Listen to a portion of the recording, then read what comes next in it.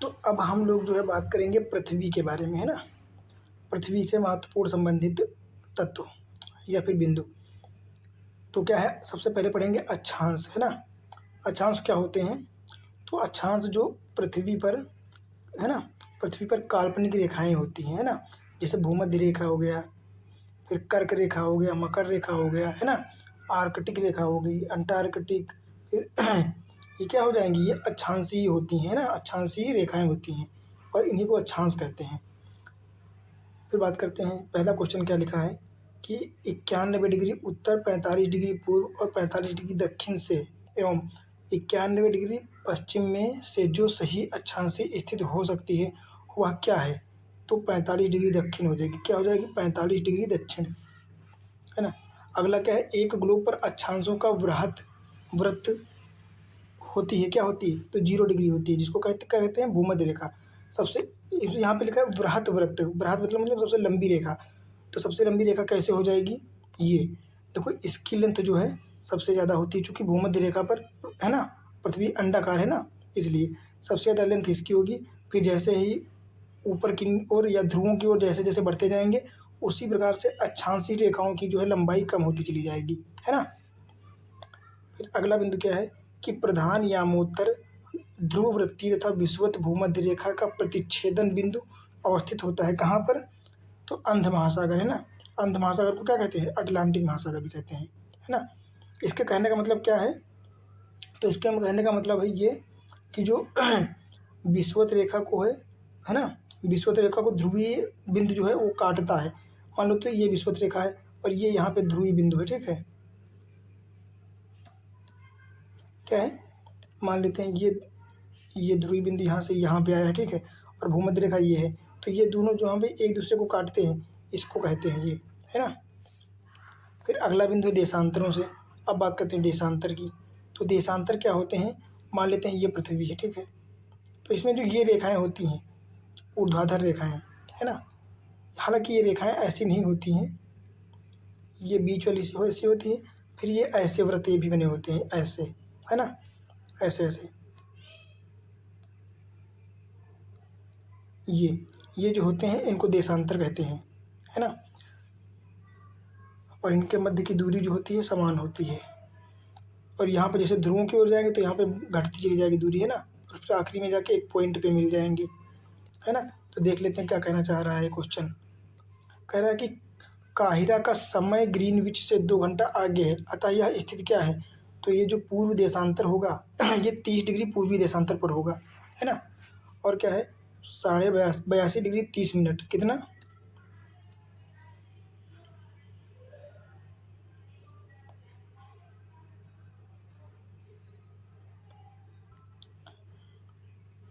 तो क्या हो जाएगा कि 82 डिग्री 30 मिनट, है ना, पूर्वी देशांतर पर मध्याह्न हो तब प्रातः 6 साढ़े 6 बजेंगे कहाँ पे?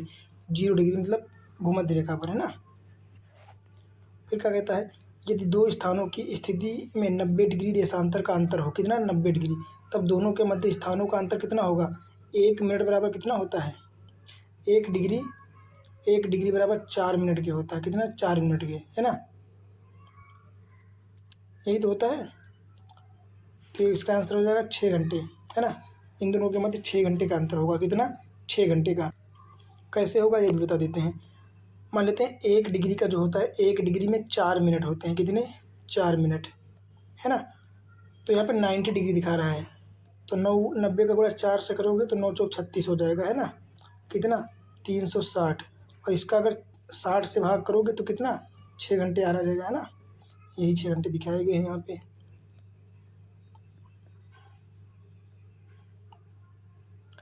फिर अगला क्वेश्चन क्या है कि जब ग्रीनविच में मध्याह्न है, क्या मध्याह्न, एक जगह का स्थानीय मान समय 5 बजे शाम है, वह जगह कहाँ पे अवस्थित होगी? तो 75 पूर्वी देशांतर पर, है ना, 75 डिग्री। अगर आप बात करें वह देशांतर जो प्रधान यामोत्तर के साथ मिलकर ग्लोब पर वृहद वृत्त का निर्माण करती है, तो 180 डिग्री हो जाएगी, क्योंकि सबसे लंबी यही रेखा होगी, है ना। अगला बात करें, नई सहस्त्राब्दी के सूर्योदय की प्रथम किरण भारत के जिस एक यामोत्तर में दिखाई देती है वो कितना होगा? तो ये रट लेना, 93 डिग्री 30 मिनट हो जाएगा, कितना 93 डिग्री 30 मिनट पूर्वी ईस्ट। फिर किसी स्थान का मानक समय निर्धारित करने का आधार क्या होता है? तो होता है मध्याह्न रेखा, है ना, प्रधान मध्याह्न रेखा। अगला हो जाएगा प्रधान यामोत्तर कहाँ से नहीं गुजरती है? तो नाइजर से, नाइजर देश से जो है ये गुजरती नहीं है ना। फिर अगला देश क्या हो जाएगा क्वेश्चन कि प्रधान यामोत्तर गुजरती है, कहाँ कहाँ से गुजरती है? तो ये काफ़ी महत्वपूर्ण है। तो कुल 9 देशों से होकर गुजरती है, जिसमें यूके, स्पेन, फ्रांस, अल्जीरिया, माली, बुर्किना फासो, टोंगा, घाना तथा अंटार्कटिका जो कि दक्षिणी ध्रुव पर है ना। तो इतनी चीज़ें जो है इतनी जगहों से गुजरता है। अगला क्या बात करें, अगला क्वेश्चन है अक्रा, डबलिन, मैड्रिड एवं लिस्बन में से जिनका समय जीएमटी के समान है वह कौन कौन से हैं? तो अक्रा, डबलिन और लिस्बन इनका समय जो है जीएमटी के समान है ना। अगला बात करें ग्रीनविच माध्य समय से आगे से पीछे के क्रम की दृष्टि से देशों का मानक समय सही क्रम बताइए। सबसे आगे जापान का होगा, फिर इराक, फिर ग्रीस या यूनान, क्यूबा, फिर कोस्टारिका, है ना। क्योंकि सूर्योदय सबसे जल्दी कहाँ जापान के पास होता है। फिर बात करते हैं जब IST यामोत्तर पर दोपहर होती है तब धरती पर एक अन्य स्थान पर लोग अपनी सुबह का 6 बजे की चाय ले रहे होते हैं, उस स्थान का देशांतर क्या होता है? तो 90 डिग्री पश्चिम होगा। क्या होगा? 90 डिग्री पश्चिम, है ना। ग्रीनविच से दोपहर 12 बजे तक एक तार भेजा गया, तार संप्रेषित करने में 12 मिनट लगते हैं, कितना 12 मिनट का समय लगा। वह एक नगर में 6 बजे जो है शाम को पहुंचेगा, तो नगर का देशांतर क्या होगा? तो 87 डिग्री पूर्व हो जाएगा, कितना। देखो ये सब रटने वाले क्वेश्चन है और ये सब आएंगे नहीं, ठीक है। अब चूंकि PCS या अदर एग्जाम्स में ये सारे क्वेश्चन आना बंद हो चुके हैं, है ना। कि वो नहीं होता था कि ये मान लेते हैं 180 डिग्री लाइन होगी, फिर इसके पूर्व में जाएंगे तो दिन घटेंगे, पश्चिम में जाएंगे तो बढ़ेंगे।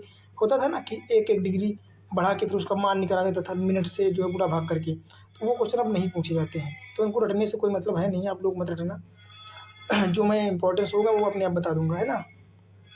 ये है जैसे अंतर्राष्ट्रीय दिनांक रेखा कहाँ से गुजरती है? तो ये प्रशांत महासागर से होकर गुजरती है। कहाँ से? प्रशांत महासागर से। तो अगला प्रश्न क्या है कि तिथि निर्धारक रेखा पर ग्रीनविच से 12 घंटे तक का अंतर होता है, कितना? तिथि निर्धारक रेखा पर ग्रीनविच से 12 घंटे का अंतर होता है, तो सही बात है। तिथि निर्धारक रेखा 180 डिग्री देशांतर पर स्थित होती है, ये दोनों सही हैं और एक दूसरे की व्याख्या भी करते हैं, है ना। अगला क्या है कि ग्लोब का वह देशांतर रेखा जिस पर दो स्थानों के मध्य न्यूनतम दूरी नहीं होती है, न्यूनतम दूरी नहीं होती है, तो कौन सी हो जाएगी? अंतर्राष्ट्रीय तिथि रेखा हो जाएगी। क्या हो जाएगी? अंतर्राष्ट्रीय तिथि रेखा। फिर है यदि पृथ्वी के घूर्णन की दिशा उत्क्रमित कर दी जाए, है ना। मान लो पृथ्वी पश्चिम से पूर्व की ओर घूम रही है, कैसे घूम रही है? पश्चिम से पूर्व की ओर, है ना। और इसका घूमने का दिशा चेंज कर दी जाए, पूर्व से पश्चिम को कर दिया जाए, है ना। तो अंतर्राष्ट्रीय तिथि रेखा पर दोपहर दोपहर हो तो भारतीय मानक समय रेखा पर क्या प्रभाव पड़ेगा? तो जो भारतीय समय होगा वो 6:30 बजेगा सुबह का, है ना। कितना बजेगा? 6:30 का टाइम होगा।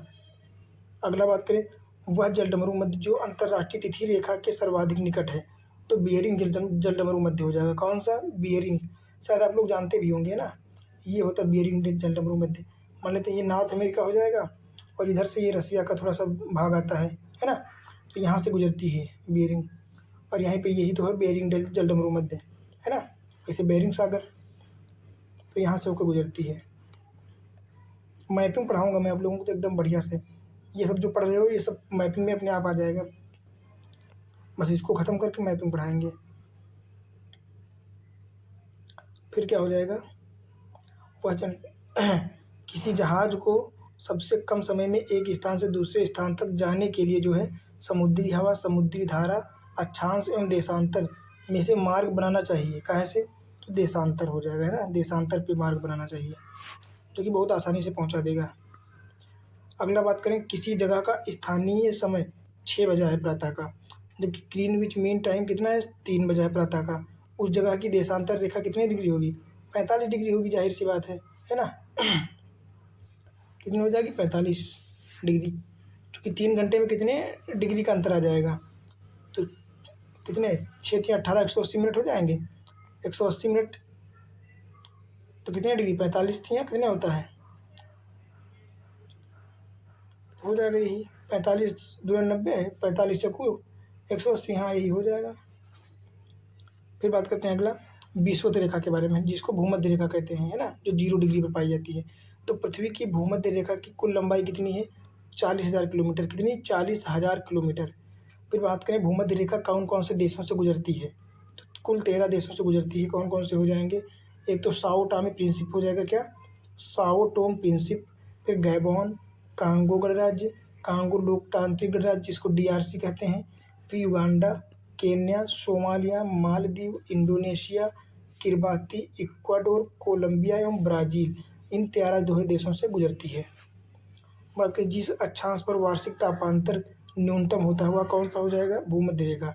यहाँ पे तापांतर जो होता है न्यूनतम होता है, मतलब दिन और रात के अंतर में जो है, नहीं यहाँ पर वार्षिक तापांतर पूछा गया है। तो भूमध्य रेखा पर जो है ठंडी हो या गर्मी, वहाँ का माहौल जो है बहुत कम न्यूनतम परिवर्तित होता है ना। तो हाई टेम्परेचर और लो टेम्परेचर के मध्य जो अंतर होता है काफ़ी कम होता है, सबसे कम होता है वहाँ पे। अगला बात करें कोलंबो, जकार्ता, मनीला एवं सिंगापुर से मध्य से होकर गुजरती कौन सी? कोलंबो, जकार्ता, मनीला एवं सिंगापुर से भूमध्य रेखा गुजरती है, तो सबसे निकट कौन सा देश पड़ता है? तो सिंगापुर हो जाएगा। कौन सा? सिंगापुर, है ना। फिर अगला है भूमध्य रेखा, कर्क रेखा और मकर रेखा, तीनों किस महाद्वीप से गुजरती हैं? तो अफ्रीका महाद्वीप हो जाएगा। एक ही महाद्वीप है जहाँ से तीनों रेखाएं गुजरती हैं, कर्क, मकर और, है ना, भूमध्य। अगला बात करते हैं कर्क और मकर रेखा की। तो मकर संक्रांति के समय कर्क रेखा पर दोपहर के सूर्य का उन्नतांश होता है, कहाँ पे? तो 66 डिग्री 5 मिनट, है ना। फिर बात करें कर्क रेखा कौन कौन से देशों से गुजरती है कर्क रेखा, तो इसमें हो जाएगा हवाई द्वीप जो कि USA का टेरिटरी है, मैक्सिको, बहामास, माली, मॉरिटानिया, नाइजर, अल्जीरिया, चाड, लीबिया, सऊदी अरब, मिस्र, संयुक्त अरब अमीरात, Bharat, Bangladesh, Myanmar, China, Oman और ताइवान, इन देशों से गुजरती है। अब बात करते हैं मकर रेखा की। तो मकर रेखा कहाँ कहाँ से गुजरती है? Brazil, Australia, Paraguay, Madagascar, Argentina, Mozambique, Chile, दक्षिण Africa, French Polynesia, France, Botswana एवं नामीबिया से। कहाँ कहाँ से? इतने देशों से गुजरती है ना। अगला बात करें जब सूर्य की किरणें मकर रेखा पर लंबवत गुजरती हैं तब क्या होता है? तो उत्तर पश्चिम में भारत में उच्च वायुदाब विकसित होता है। उच्च वायुदाब कैसे विकसित होता है बता रहा हूँ मैं अभी। क्या कह रहा है? जब सूर्य की किरणें जो है मकर रेखा पर पड़ती हैं, कहाँ पे? मकर रेखा पर, है ना। तो भारत में क्या होता है? वायुदाब उच्च हो जाएगा। क्योंकि मान लेते हैं ये इंडिया है ना, ये इंडिया है, ठीक है। और मान लेते हैं यहाँ से गुजरती क्या? यहाँ से गुजरती है कर्क रेखा, और ये हो जाएगी 0 डिग्री, नहीं ये नहीं, ये हो जाएगी 0 डिग्री, ठीक है। और यहाँ पे हो जाएगा ये मकर रेखा। तो क्या कह रही है कि सूर्य की किरणें जब मकर रेखा पे होंगी, है ना, तो कर्क ये हो जाएगी अगर, तो मकर रेखा यहाँ पे हो जाएगी, है ना। अब मान लो सूर्य की किरणें यहाँ पे होंगी, ठीक है, तो सूर्य की किरणें यहाँ भारत तक पहुँचने में बहुत तिरछा चलनी पड़ेंगी इनको, है ना। तो सूर्य का प्रकाश बहुत ज़्यादा कम हो जाएगा, है ना। और आप लोगों ने एक टर्मिनोलॉजी पढ़ी होगी कि टेम्परेचर बढ़ने पर वहाँ का दाब कम हो जाता है ना। तो मान लो यहाँ पे टेम्परेचर कितना होगा?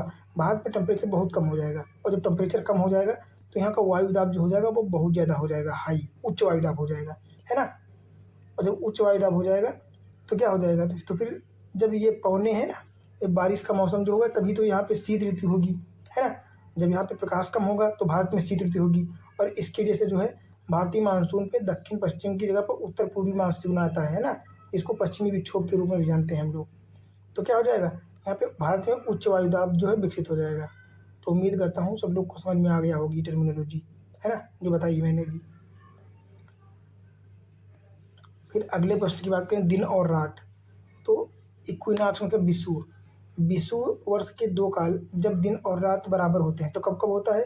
बताया था पहले, इससे पहले हम लोगों ने, है ना। 20 या 21 मार्च या 22 या 23 सितंबर, ये दोनों डेटें हम पहले बता चुके हैं, जिसमें मैंने जो है 22 मार्च शायद बताया था, वहाँ पे 22 जून। तो यहाँ पे 20 या 21 मार्च और 22 या 23 सितंबर, ये दोनों ऐसी डेट हैं कि जब भूमध्य रेखा पर सीधे सूर्य की किरणें पड़ती हैं, है ना। और बात करें तो भूमध्य रेखा कैसी रेखा है जहाँ पे दिन और रात हमेशा 12-12 घंटे मतलब बराबर के होते हैं, दिन और रात, है ना। उत्तरी गोलार्ध में कर्क संक्रांति के समय 12 घंटे का दिन कब होता है? तो विषुवत रेखा पर जब होता है सूर्य, है ना, विषुवत रेखा पर। अगला बात करें उत्तरी गोलार्ध में वर्ष का सबसे छोटा उत्तरी गोलार्ध में, तो हो जाएगा ये गलत, हाँ सबसे छोटा ठीक है।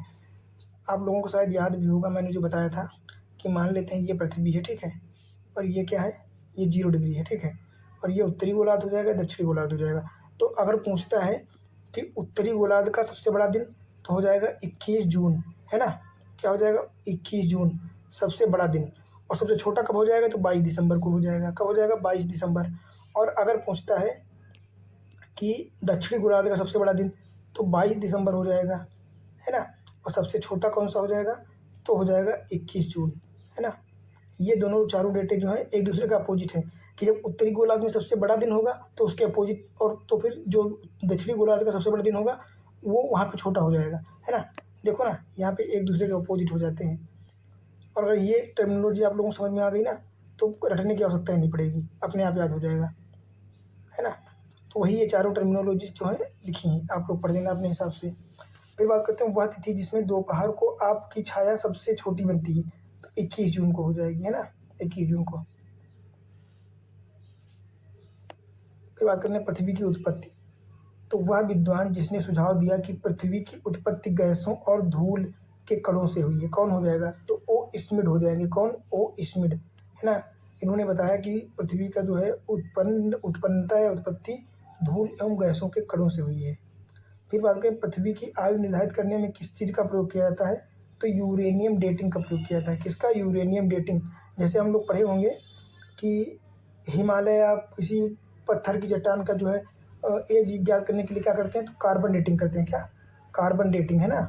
उसी प्रकार यहाँ पे ये यूरेनियम डेटिंग की जाती है। फिर बात करें महान हिमयुग का संबंध किससे है, तो प्लीस्टोसीन युग। कौन सा, प्लीस्टोसीन युग हो जाएगा। अगला बात करें तो वह काल जिसको प्रायः लघु हिमालय माना जाता है, लघु हिमालय, तो लघु हिमालय को कौन सा काल माना जाता है, हो जाएगा 1300 ईस्वी से 1870 ईस्वी के मध्य का टाइम, है ना। अगला बात करें डायनासोर काल क्या था, तो जुरासिक काल कहते हैं उसको। क्या कहते हैं, जुरासिक काल, जो कि आज से लगभग 6 करोड़ 70 लाख पहले के टाइम की बात है। कितना, 6.70 लाख, 6 करोड़ 70 लाख, है ना। आगे बात करें महाद्वीपों के अलग होने का कारण क्या है, तो टेक्टोनिक प्रक्रिया, क्या, विवर्तनिक की प्रक्रिया हो जाएगी, है ना, प्लेट टेक्टोनिक एक्टिविटीज़।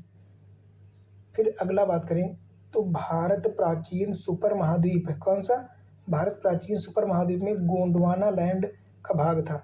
इसमें वर्तमान समय का भूभाग शामिल है, वह कौन सा है, दक्षिण अमेरिका, अफ्रीका और ऑस्ट्रेलिया।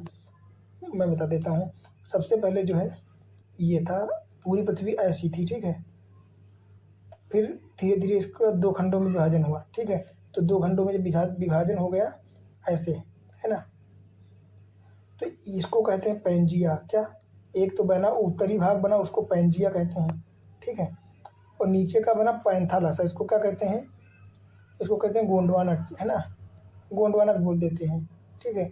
और बीच में जो जल क्षेत्र बचा इसको कहते हैं टेथिस सागर। क्या कहते हैं, टेथिस सागर नाम दिया गया इसका, है ना।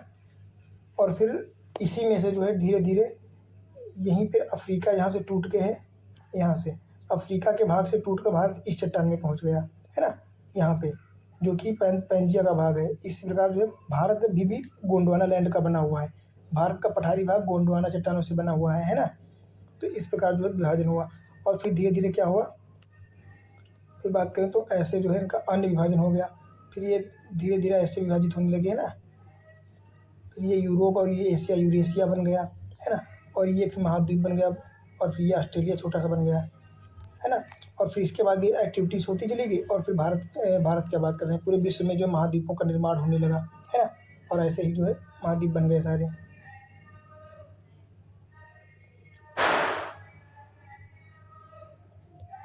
तो क्या पढ़ रहे थे हम लोग, हाँ, पृथ्वी का जो है मूलतः एक ही विशाल भूखंड था, उसको क्या कहते थे, पैंजिया, है ना। पैंजिया का विभाजन हुआ तो पैंथालासा और गोंडवाना लैंड का निर्माण हुआ, पैंथालासा और गोंडवाना, उत्तरी भाग को पैंथालासा, दक्षिणी भाग को गोंडवाना लैंड कहे। फिर अगला क्या हो जाएगा, महाद्वीपों में गोंडवाना लैंड का भाग नहीं था, तो क्या हो जाएगा, उत्तरी अमेरिका, चूँकि उत्तरी अमेरिका तो पैंथालासा का था ना, तो ये गोंडवाना का थोड़ी ना हो जाएगा। अगले की बात करें कि पृथ्वी पर जीवन के प्रादुर्भाव के प्रथम जीवाश्मी साक्ष्य का काल क्या था, तो लगभग 3.5 बिलियन ईयर्स एगो, कितना 3.5 बिलियन वर्ष पहले वे घटनाएं जिसने जीवों के विकास को प्रभावित किया। कौन कौन सी क्रियाएं हो जाएंगी, महाद्वीपीय विस्थापन हो जाएगा, है ना, हिमालय चक्र हो जाएगा, और पर्वत निर्माणकारी बल जिसको ओरोजेनिक फोर्स कहते हैं, है ना, ये सारे फोर्स हो जाएंगे। ये क्या हो जाएगा, वलन की क्रिया किसका, ओरोजेनिक फोर्स, है ना, पर्वत निर्माणकारी बल का जो है उदाहरण परिणाम है। फिर बात करें पृथ्वी के पृष्ठ पर गतिक परिवर्तन लाने के लिए जिम्मेदार है, क्या क्या जिम्मेदार है, तो इसके लिए एक तो विद्युत चुंबकीय विकिरणें जिम्मेदार हो जाएंगी, भूतापीय ऊर्जा, गुरुत्वीय बल, प्लेट संचलन, पृथ्वी का घूर्णन, पृथ्वी का परिक्रमण, ये सारी प्रक्रियाएं जो हैं संबंधित होती हैं। अब बात करते हैं चट्टानी। तो चट्टानों का सही कथन क्या है कि परतदार चट्टानें पृथ्वी की सतह पर जलीय तंत्र द्वारा निर्मित हुई हैं। परतदार चट्टानें कैसे बनी है, जलीय तंत्र द्वारा। और परतदार चट्टानों के निर्माण में पूर्व विद्यमान चट्टानों का क्षरण सम्मिलित है ना, क्या सम्मिलित है, क्षरण। और परतदार चट्टानों में जीवाश्म होते हैं। परतदार चट्टानें विशिष्ट रूप से परतों में पाई जाती हैं। कहाँ पाई जाती हैं, विशिष्ट रूप से परतों में, है ना, और इनमें जीवाश्म होते हैं। बात करें अवसादी शैल, तो ये शैलें स्तरों में पाई जाती हैं, स्तरों में निक्षेपित होती है, निक्षेप के रूप में अवसाद, है ना। बात करें बलुआ पत्थर एक परतदार चट्टान है, क्योंकि ये पानी के नीचे बनती है, बलुआ जमीन, है ना।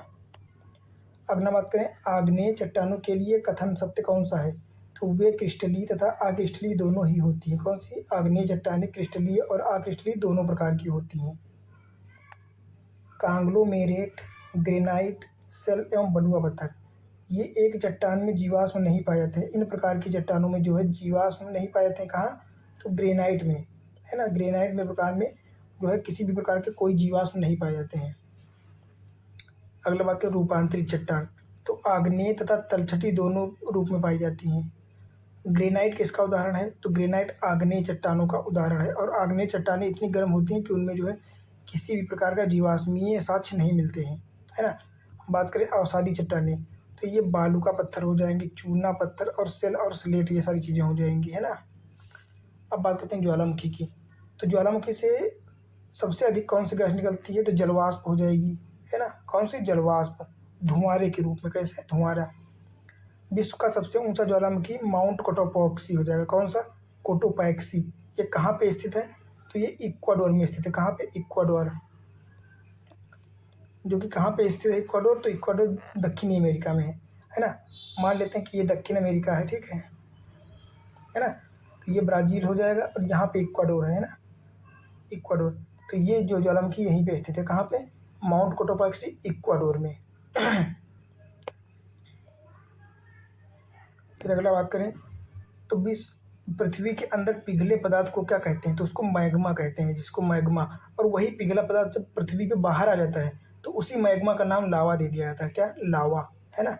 फिर बात करें लावा के ठोस होने के परिणाम स्वरूप पृथ्वी के अंदर निर्मित चट्टानों को क्या कहते हैं, तो इनको प्लूटोनी चट्टानें कहते हैं, है ना। मान लेते हैं ये समुद्र तल है और यहाँ पे कोई जावा बनाई, ये कोई चट्टानें बन गई, है ना। तो जो ये चट्टानें होंगी इनको तो बाहर की चट्टानें कहेंगे, पर ये जो चट्टानें बनेंगी इनको क्या कहेंगे, इनको प्लूटोनिक चट्टानें कहेंगे, है ना, क्योंकि ये पृथ्वी के अंदर हैं। फिर बात करें ज्वालामुखी उद्गार, है ना, वॉल्केनिक इरप्शन कहाँ पे नहीं होते हैं, तो बाल्टिक सागर में ये सारी क्रियाएं नहीं होती हैं। कहाँ पे, बाल्टिक सागर। फिर बात करें माउंट एटना ज्वालामुखी कहाँ का है, तो ये इटली का हो जाएगा, कहाँ का, इटली का, है ना। और माउंट एटना एक पर्वत है इटली का, जो कि ज्वालामुखी पर्वत है, कैसा, ज्वालामुखी।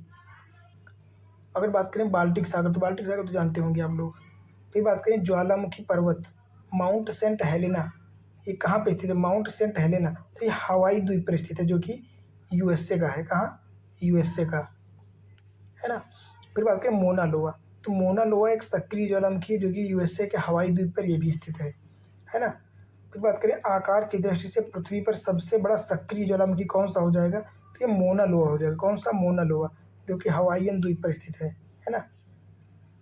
अगला वाक्य सक्रिय ज्वालामुखी कौन कौन से हैं, तो एक तो कोटोपैक्सी हो जाएगा जो कि इक्वाडोर में है, एटना इटली में हो जाएगा, फ्यूजियामा की बात करें तो ये जापान में हो जाएगा, और वेसुवियस ये भी जापान में हो जाएगा, है ना। तो कोटोपैक्सी इक्वाडोर हो जाएगा, एटना इटली, फ्यूजियामा जापान और वेसुवियस ये सारे जो है सक्रिय ज्वालामुखी हैं। है ना, लगातार इसमें कभी ना कभी जो है ज्वालामुखी घटनाएं होती रहती हैं। अगला बात करें, अफ्रीका का सर्वोच्च पर्वत शिखर माउंट किलिमंजारो कहाँ पे स्थित है? तो माउंट किलिमंजारो तंजानिया में स्थित है ना, तंजानिया। किलिमंजारो एक कैसा है? तो ये आग्नेयगिरि है। कैसा? वॉल्केनिक, मतलब ज्वालामुखी पर्वत भी है। अगला बात करें तो ज्वालामुखी जिसे भूमध्य सागर का प्रकाश स्तंभ कहते हैं, क्या? भूमध्य सागर का प्रकाश स्तंभ, तो ये स्ट्रोम्बोली हो जाएगा, स्ट्रोम्बोली, है ना, ये भूमध्य सागर में स्थित है। संसार का सर्वाधिक सक्रिय ज्वालामुखी किलाऊ, किलाऊ ज्वालामुखी कहाँ है? हवाई द्वीप में, किलाऊ। अगले की बात करें, यहाँ पे कुछ दिए गए हैं, हमको मिलान करना है। तो सिसिली द्वीप इटली में है और सिसिली ज्वालामुखी भी है ना। फिर बात करें विसुवियस, तो ये इटली का है, विसुवियस भी इटली का हो जाएगा। और येरिबस कहाँ का हो जाएगा? रॉस द्वीप, ये रॉस द्वीप का हो जाएगा। और कोटोपैक्सी इक्वाडोर का हो जाएगा। अगला बात करें माउंट रेनियर, माउंट रेनियर तो ये यूएसए का ज्वालामुखी हो जाएगा। एटना इटली का हो जाएगा। और पेरिकुटिन ज्वालामुखी कहाँ? मैक्सिको का हो जाएगा। कहाँ का? मैक्सिको का। बात करें टाल, तो टाल फिलीपींस का हो जाएगा। कहाँ का हो जाएगा? टाल फिलीपींस का हो जाएगा। अगला बात करें माउंट किनाबालू, तो माउंट किनाबालू कहाँ से संबंधित है? मलेशिया से, मलेशिया, है ना। माउंट किनाबालू कहाँ का हो जाएगा? मलेशिया। और अलबुर्ज की बात करें तो ये ईरान का ज्वालामुखी है। कहाँ का? बात करें अकांकागुआ, अकांकागुआ अर्जेंटीना में स्थित है, पर्वत चोटी, है ना। और किलिमंजारो जो कि तंजानिया में स्थित है। कहाँ पे? तंजानिया। अगला बात करें ज्वालामुखी, तो सबन काया ज्वालामुखी पेरू में स्थित। कहाँ पे? पेरू। सबन काया ज्वालामुखी, कौन सा? सबन काया ज्वालामुखी पेरू में स्थित है। और कोलिमा की बात करें तो ये मैक्सिको हो जाएगा। क्या? मैक्सिको। बात करें माउंट मेरापी, तो ये इंडोनेशिया में स्थित है ज्वालामुखी। कौन सा? माउंट मेरापी, इंडोनेशिया, है ना। तो महत्वपूर्ण सारे जो है हो गए हैं इसमें। अब बात करते हैं भूकंप, है ना। तो भूकंप के समय जिन तरंगों का उद्भव होता है उनको क्या कहते हैं? उनको PSL कहते हैं, primary, secondary and long wave. कौन कौन सी? प्राइमरी, सेकेंडरी एंड लव और सरफेस वेव्स, है ना। बात करते हैं पहले, मान लेते हैं ये पृथ्वी है, ठीक है। और यहाँ से अगर पृथ्वी से निकली हैं परतें, जब तरंगें तो ऐसे से निकलती हैं, है ना, तरंगें ऐसे से निकलती हैं, भूकंपीय तरंगें, ठीक है। फिर अचानक से जहाँ पे टकराती है ना, इसको अधिकेंद्र कहते हैं। क्या कहते हैं? अधिकेंद्र, है ना, एपिसेंटर। और यहाँ से फिर ये ऐसे ऐसे चलती हैं तरंगे, ऐसे ऐसे। तो जो पृथ्वी में ऐसे ऐसे तरंगे चलती हैं, इनको क्या कहते हैं? इनको कहते हैं सरफेस तरंगे, धरातलीय तरंगे। ये सरफेस या लव वेव, और ये सबसे खतरनाक होती हैं। और ये जो होती हैं ये प्राथमिक और सेकेंडरी वेव्स होती हैं, प्राइमरी एंड सेकेंडरी वेव्स, है ना। देख लेते हैं इनकी विशेषताएं। तो रिंग ऑफ फायर कहाँ से संबंधित है? तो रिंग ऑफ फायर जो है ये भूकंप, ज्वालामुखी एवं ये सारी गतिविधियाँ होती हैं कहाँ पे? ये होती हैं प्रशांत महासागर के परिप्रशांत क्षेत्र में, है ना। अगर बात करें तो कहाँ से कहाँ तक हो जाएंगे? ये हो जाएगा मान लो कैलिफोर्निया वाला क्षेत्र, और फिर इधर दक्षिण अमेरिका हो जाएगा, ठीक है। और इधर ये थोड़ा सा रसिया का, रसिया, फिर इधर ये इंडो जापान हो जाएगा, और ये दक्षिण चीन सागर हो जाएगा, थोड़ा सा इंडिया का पार्क हो जाएगा, है ना। और ये इंडोनेशिया हो जाएगा, यहाँ पे ऑस्ट्रेलिया हो जाएगा, है ना।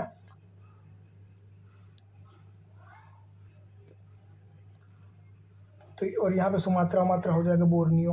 तो ये जो क्षेत्र हो जाएगा ये आंतरिक बिंदु, ये इतना हो जाएगा परिप्रशांत क्षेत्र, है ना। और जापान भी इसी में पूरा पूरा आता है। फिर अगला कथन क्या है कि भूकंप की तीव्रता को मर्केली स्केल पर नापा जाता है। कौन सी? Mercalli scale. इंटेंसिटी की बात कर रहा है, तीव्रता मर्केली स्केल से मापी जाती है। बात करें भूकंप का मैग्नीट्यूड विमुक्त ऊर्जा की माप है ना। भूकंप की मैग्नीट्यूड भूकंप की तरंगों के आयाम के सीधे मापनों पर आधारित है। तो ये सारी चीज़ें तो फैक्ट्स हैं, इनको रटने की आवश्यकता नहीं है, समझ जाओगे तो काम हो जाएगा। अगला बात करें रिक्टर पैमाना, तो रिक्टर पैमाने से क्या किया जाता है? तो भूकंप की तीव्रता मापी जाती है। क्या? भूकंप की तीव्रता, है ना, भूकंप की तीव्रता मापी जाती है रिक्टर स्केल से, है ना। अगला बात करें तो सिस्मोग्राफ क्या होता है? ये भूकंप को मापता है। सुनामी क्या होती है? सुनामी जापानी भाषा का शब्द है। कौन सा? जापानी भाषा का। बात करें जापान का वह शहर जिसने विध्वंसकारी सुनामी एवं नाभिकीय विकिरण का सामना किया, तो फुकुशिमा हो जाएगा, फुकुशिमा, जापान। अगला बात करें भारतीय उपमहाद्वीप का उत्तर पश्चिम प्रदेश भूकंप ग्रहणशील है, जिसका कारण क्या है? तो प्लेट टेक्टोनिक क्रिया हो जाएगी, क्योंकि भारत का हिमालय क्षेत्र जो है ये प्लेट टेक्टोनिक की बीच संक्रमण क्षेत्र पर स्थित है ना, भारतीय और यूरेशियन प्लेट पर। अगला हम महाद्वीपों की बात करें तो वह महाद्वीप जिसमें देशों की संख्या सबसे अधिक है तो अफ्रीका हो जाएगा। अफ्रीका में कितने देश हैं? 54 देश हैं, 54, है ना। क्षेत्रफल के अनुसार सबसे बड़ा महाद्वीप कौन सा हो जाएगा? तो एशिया हो जाएगा, है ना। महाद्वीपों का क्षेत्रफल के अनुसार अवरोही क्रम, सबसे बड़ा फिर उससे छोटा, है ना, अवरोही क्रम। तो सबसे बड़ा एशिया हो जाएगा। एशिया के बाद अफ्रीका, फिर उत्तरी अमेरिका, फिर दक्षिण अमेरिका, फिर अंटार्कटिका, फिर यूरोप और फिर ऑस्ट्रेलिया आएगा, है ना। विश्व के 2 सबसे छोटे महाद्वीप ऑस्ट्रेलिया और यूरोप। अगला बात करें महाद्वीप जिसमें प्रति व्यक्ति भूमि सर्वाधिक है, ऑस्ट्रेलिया। ऑस्ट्रेलिया में लोगों के पास औसत भूमि ज़्यादा है ना। वह महाद्वीप जो संसार में सर्वाधिक माध्य ऊंचाई वाला है तो अंटार्कटिका हो जाएगा, जो कि दक्षिणी ध्रुव पर है ना। और यूपीएससी में यही क्वेश्चन पूछा गया था अब की बार 2024 में। कब? 2024 में यहीं से क्वेश्चन उठाया था यूपीएससी ने। फिर यहाँ पे दिया है चित्र का जो है स्थान, देशों की बात कर रहा है, कौन सा देश कहाँ पे होगा। तो अगर नंबर 1 की बात करें, ये नंबर 1 है ना, ये तो ये क्या हो जाएगा? ये एंडीज श्रेणी है ना, दक्षिण अमेरिका की एंडीज श्रेणी, तो एंडीज हो जाएगा। फिर दूसरे की बात करें तो ब्राज़ीलियन भूमि हो जाएगी, ये ब्राज़ील स्थित है यहाँ पे, तो ब्राज़ीलियन शील्ड हो जाएगा, है ना। 3 नंबर की बात करें तो यहाँ पे गुयाना, सूरीनाम ये सब स्थित हैं, तो 3 नंबर पे गुयाना भूमि हो जाएगी। और ये तो अमेजन बेसिन है, सबको पता ही होगा, है ना, ये अमेजन बेसिन हो जाएगा। अगले की बात करें एटलस पर्वत कहाँ पे स्थित है, तो ये यूरोप में हो जाएगा, नहीं अफ्रीका में हो जाएगा। वो भी कहाँ पे? अफ्रीका में उत्तर पश्चिम में मोरक्को देश में स्थित है। कहाँ पे? मोरक्को, है ना, तो उत्तर पश्चिमी अफ्रीका में स्थित है। मान लेते हैं ये वाला अफ्रीका है, तो यहाँ पे स्थित है एटलस पर्वत, यहाँ पे।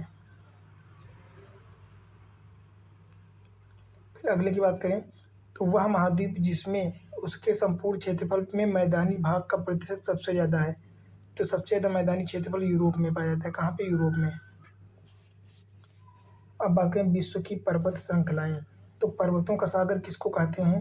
पर्वतों का सागर, क्या? पर्वतों का सागर तो कहते हैं कोलंबिया, ब्रिटिश कोलंबिया को। किसको? ब्रिटिश कोलंबिया को।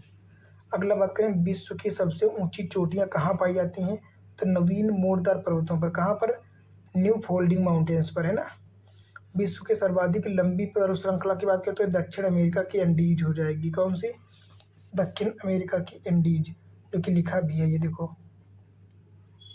बात करें दक्षिणी आल्प्स पर्वत श्रृंखला कहाँ पे स्थित है, दक्षिणी आल्प्स की बात करें तो ये न्यूजीलैंड में हो जाएगी। और अगर नॉर्मल आल्प्स की बात करें तो ये यूरोप में पाई जाती है। कहाँ पे? यूरोप में।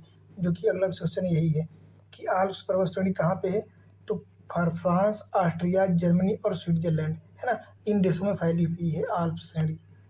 बात करें यूरोप की एक पर्वत श्रृंखला कौन सी है, तो आल्प्स हो जाएगी। व्हाइट पर्वत कहाँ पाया जाता है, तो यूएसए में पाया जाता है। कहाँ? यूएसए ना, यूनाइटेड स्टेट ऑफ अमेरिका। बात करें भारत और म्यांमार के मध्य सीमा निर्धारित करने वाली चोटी कौन सी हो जाएगी, तो अराकान योमा, जो हिमालय का ही भाग है ना, बर्मीज अराकान योमा पर्वत चौप, है ना। अगला बात करें हिमालय का विस्तार अराकान योमा जिस देश से बिगड़ता है, कौन से गुजरता है? म्यांमार से गुजरता है। कौन से? म्यांमार से। अगला ब्लैक फॉरेस्ट कहाँ पे स्थित है, जर्मनी हो जाएगा, यूरोप में, है ना। ब्लैक फॉरेस्ट पर्वत श्रृंखला स्थित है कहाँ पे, जर्मनी में।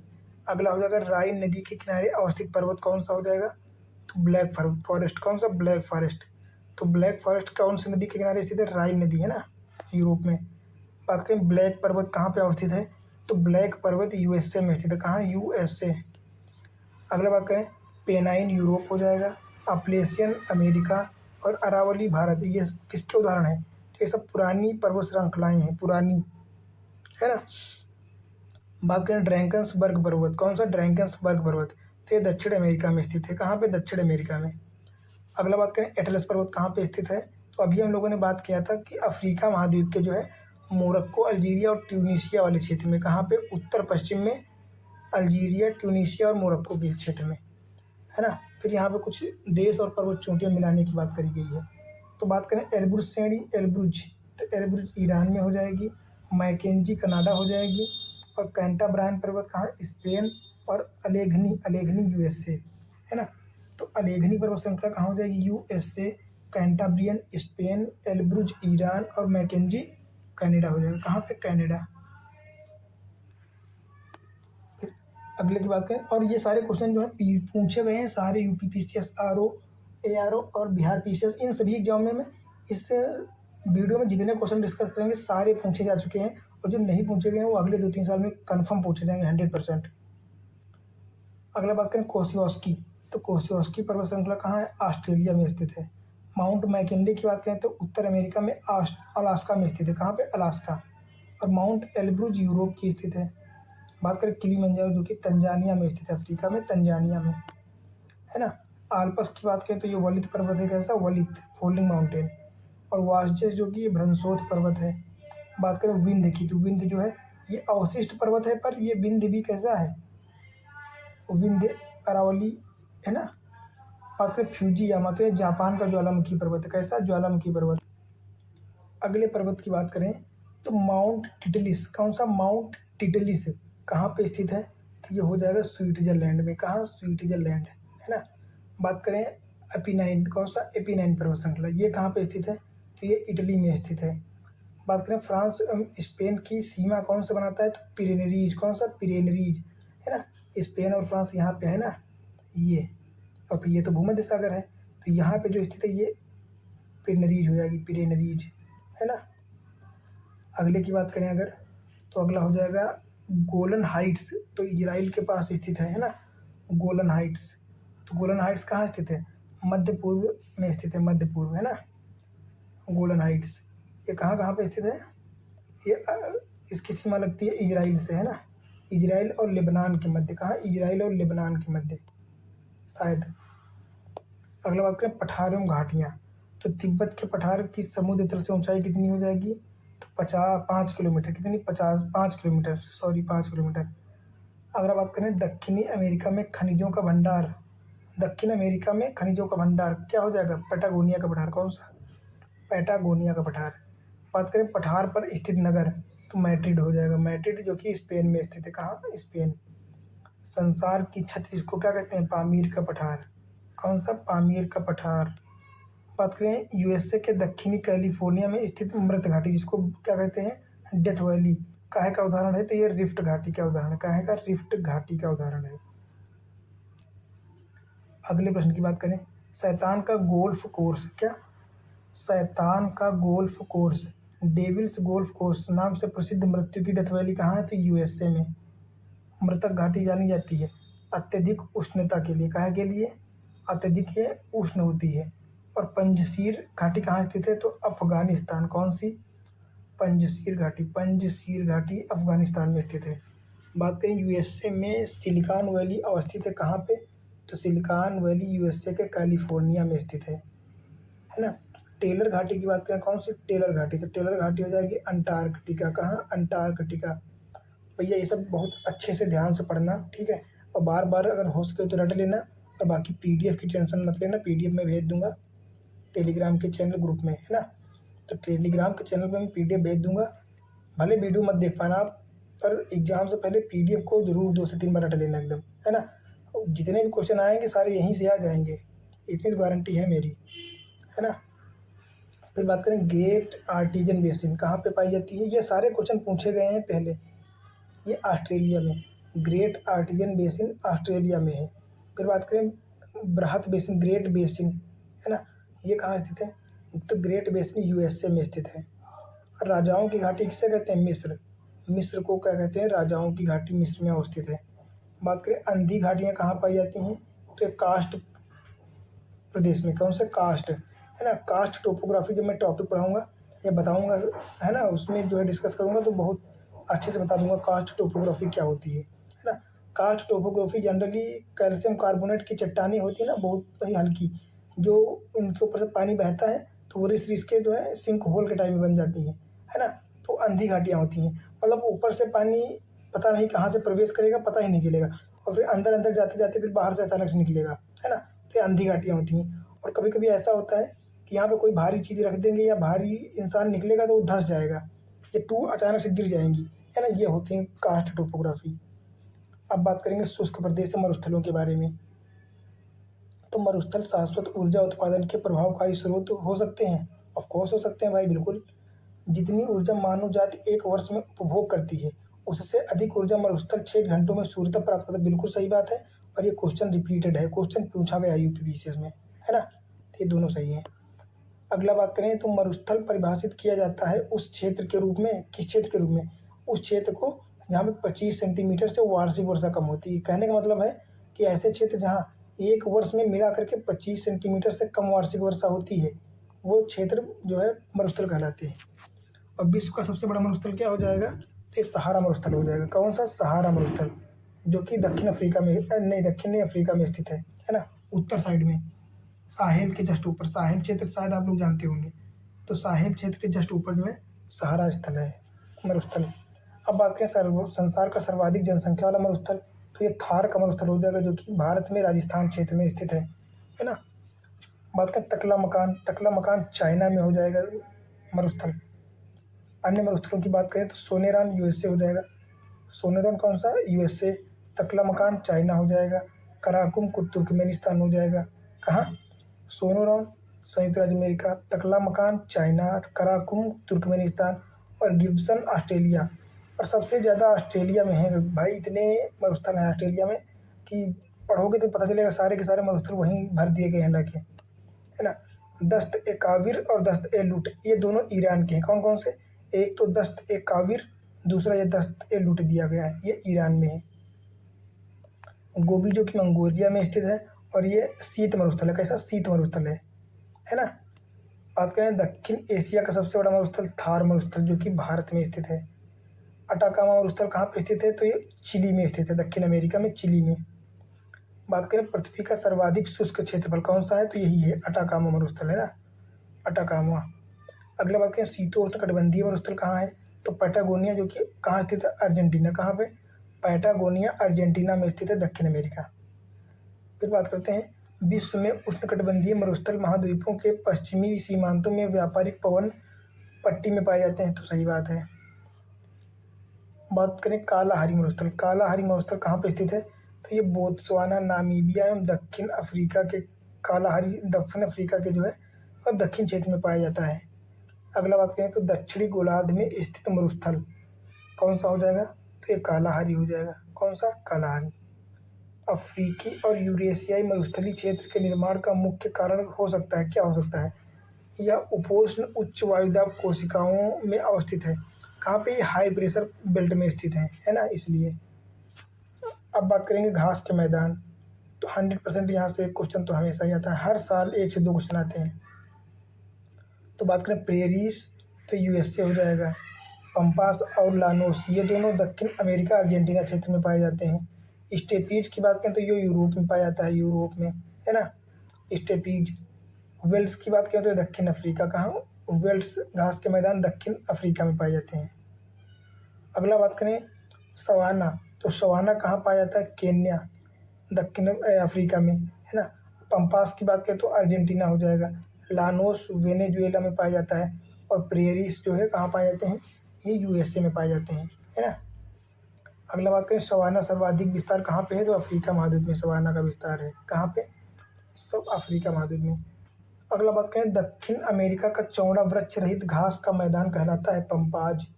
दक्षिण अमेरिका में ही तो है पंपाज, है ना। अगला बात करें सवाना विशेषताएं, तो उष्णकटिबंधीय घास का मैदान है। कैसा? उष्णकटिबंधीय घास का मैदान है सवाना। स्टेपीज की बात करें तो शीतोष्णकटिबंधीय घास का मैदान हो जाएगा। कैसा? शीतोष्णकटिबंधीय। और सेलवास की बात करें तो सेलवास जो है ये उष्णकटिबंधीय वन है। कैसे? उष्णकटिबंधीय वन है। और बात करें टैगा, तो टैगा जो है शीतोष्णकटिबंधीय वन है। कैसे? शीतोष्णकटिबंधीय वन है टैगा, है ना। अब बात करें विश्व के देश एवं उनकी सीमाएं, है ना, तो जनसंख्या के आधार पर संसार का सबसे बड़ा देश कौन सा हो जाएगा? अब तो खैर भारत हो गया है, पर 2011 की जनगणना के अनुसार चाइना ही था, है ना। अब तो भारत हो गया है। फिर बात करें ब्राज़ील, कनाडा, चाइना, यूएसए में क्षेत्रफल के आधार पर सबसे बड़ा कौन सा हो जाएगा?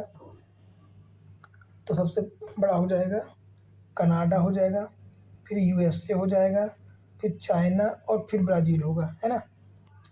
बात करें क्षेत्र की दृष्टि से आरोही क्रम, तो सबसे बड़ा अर्जेंटीना हो जाएगा, फिर भारत, फिर ऑस्ट्रेलिया और फिर ब्राज़ील होगा, है ना। आरोही क्रम दिया गया है, मतलब बढ़ते क्रम में। सबसे कम क्षेत्रफल किसका होगा? अर्जेंटीना का। अर्जेंटीना से बड़ा भारत का हो जाएगा, भारत से बड़ा ऑस्ट्रेलिया और ऑस्ट्रेलिया से बड़ा ब्राज़ील, है ना।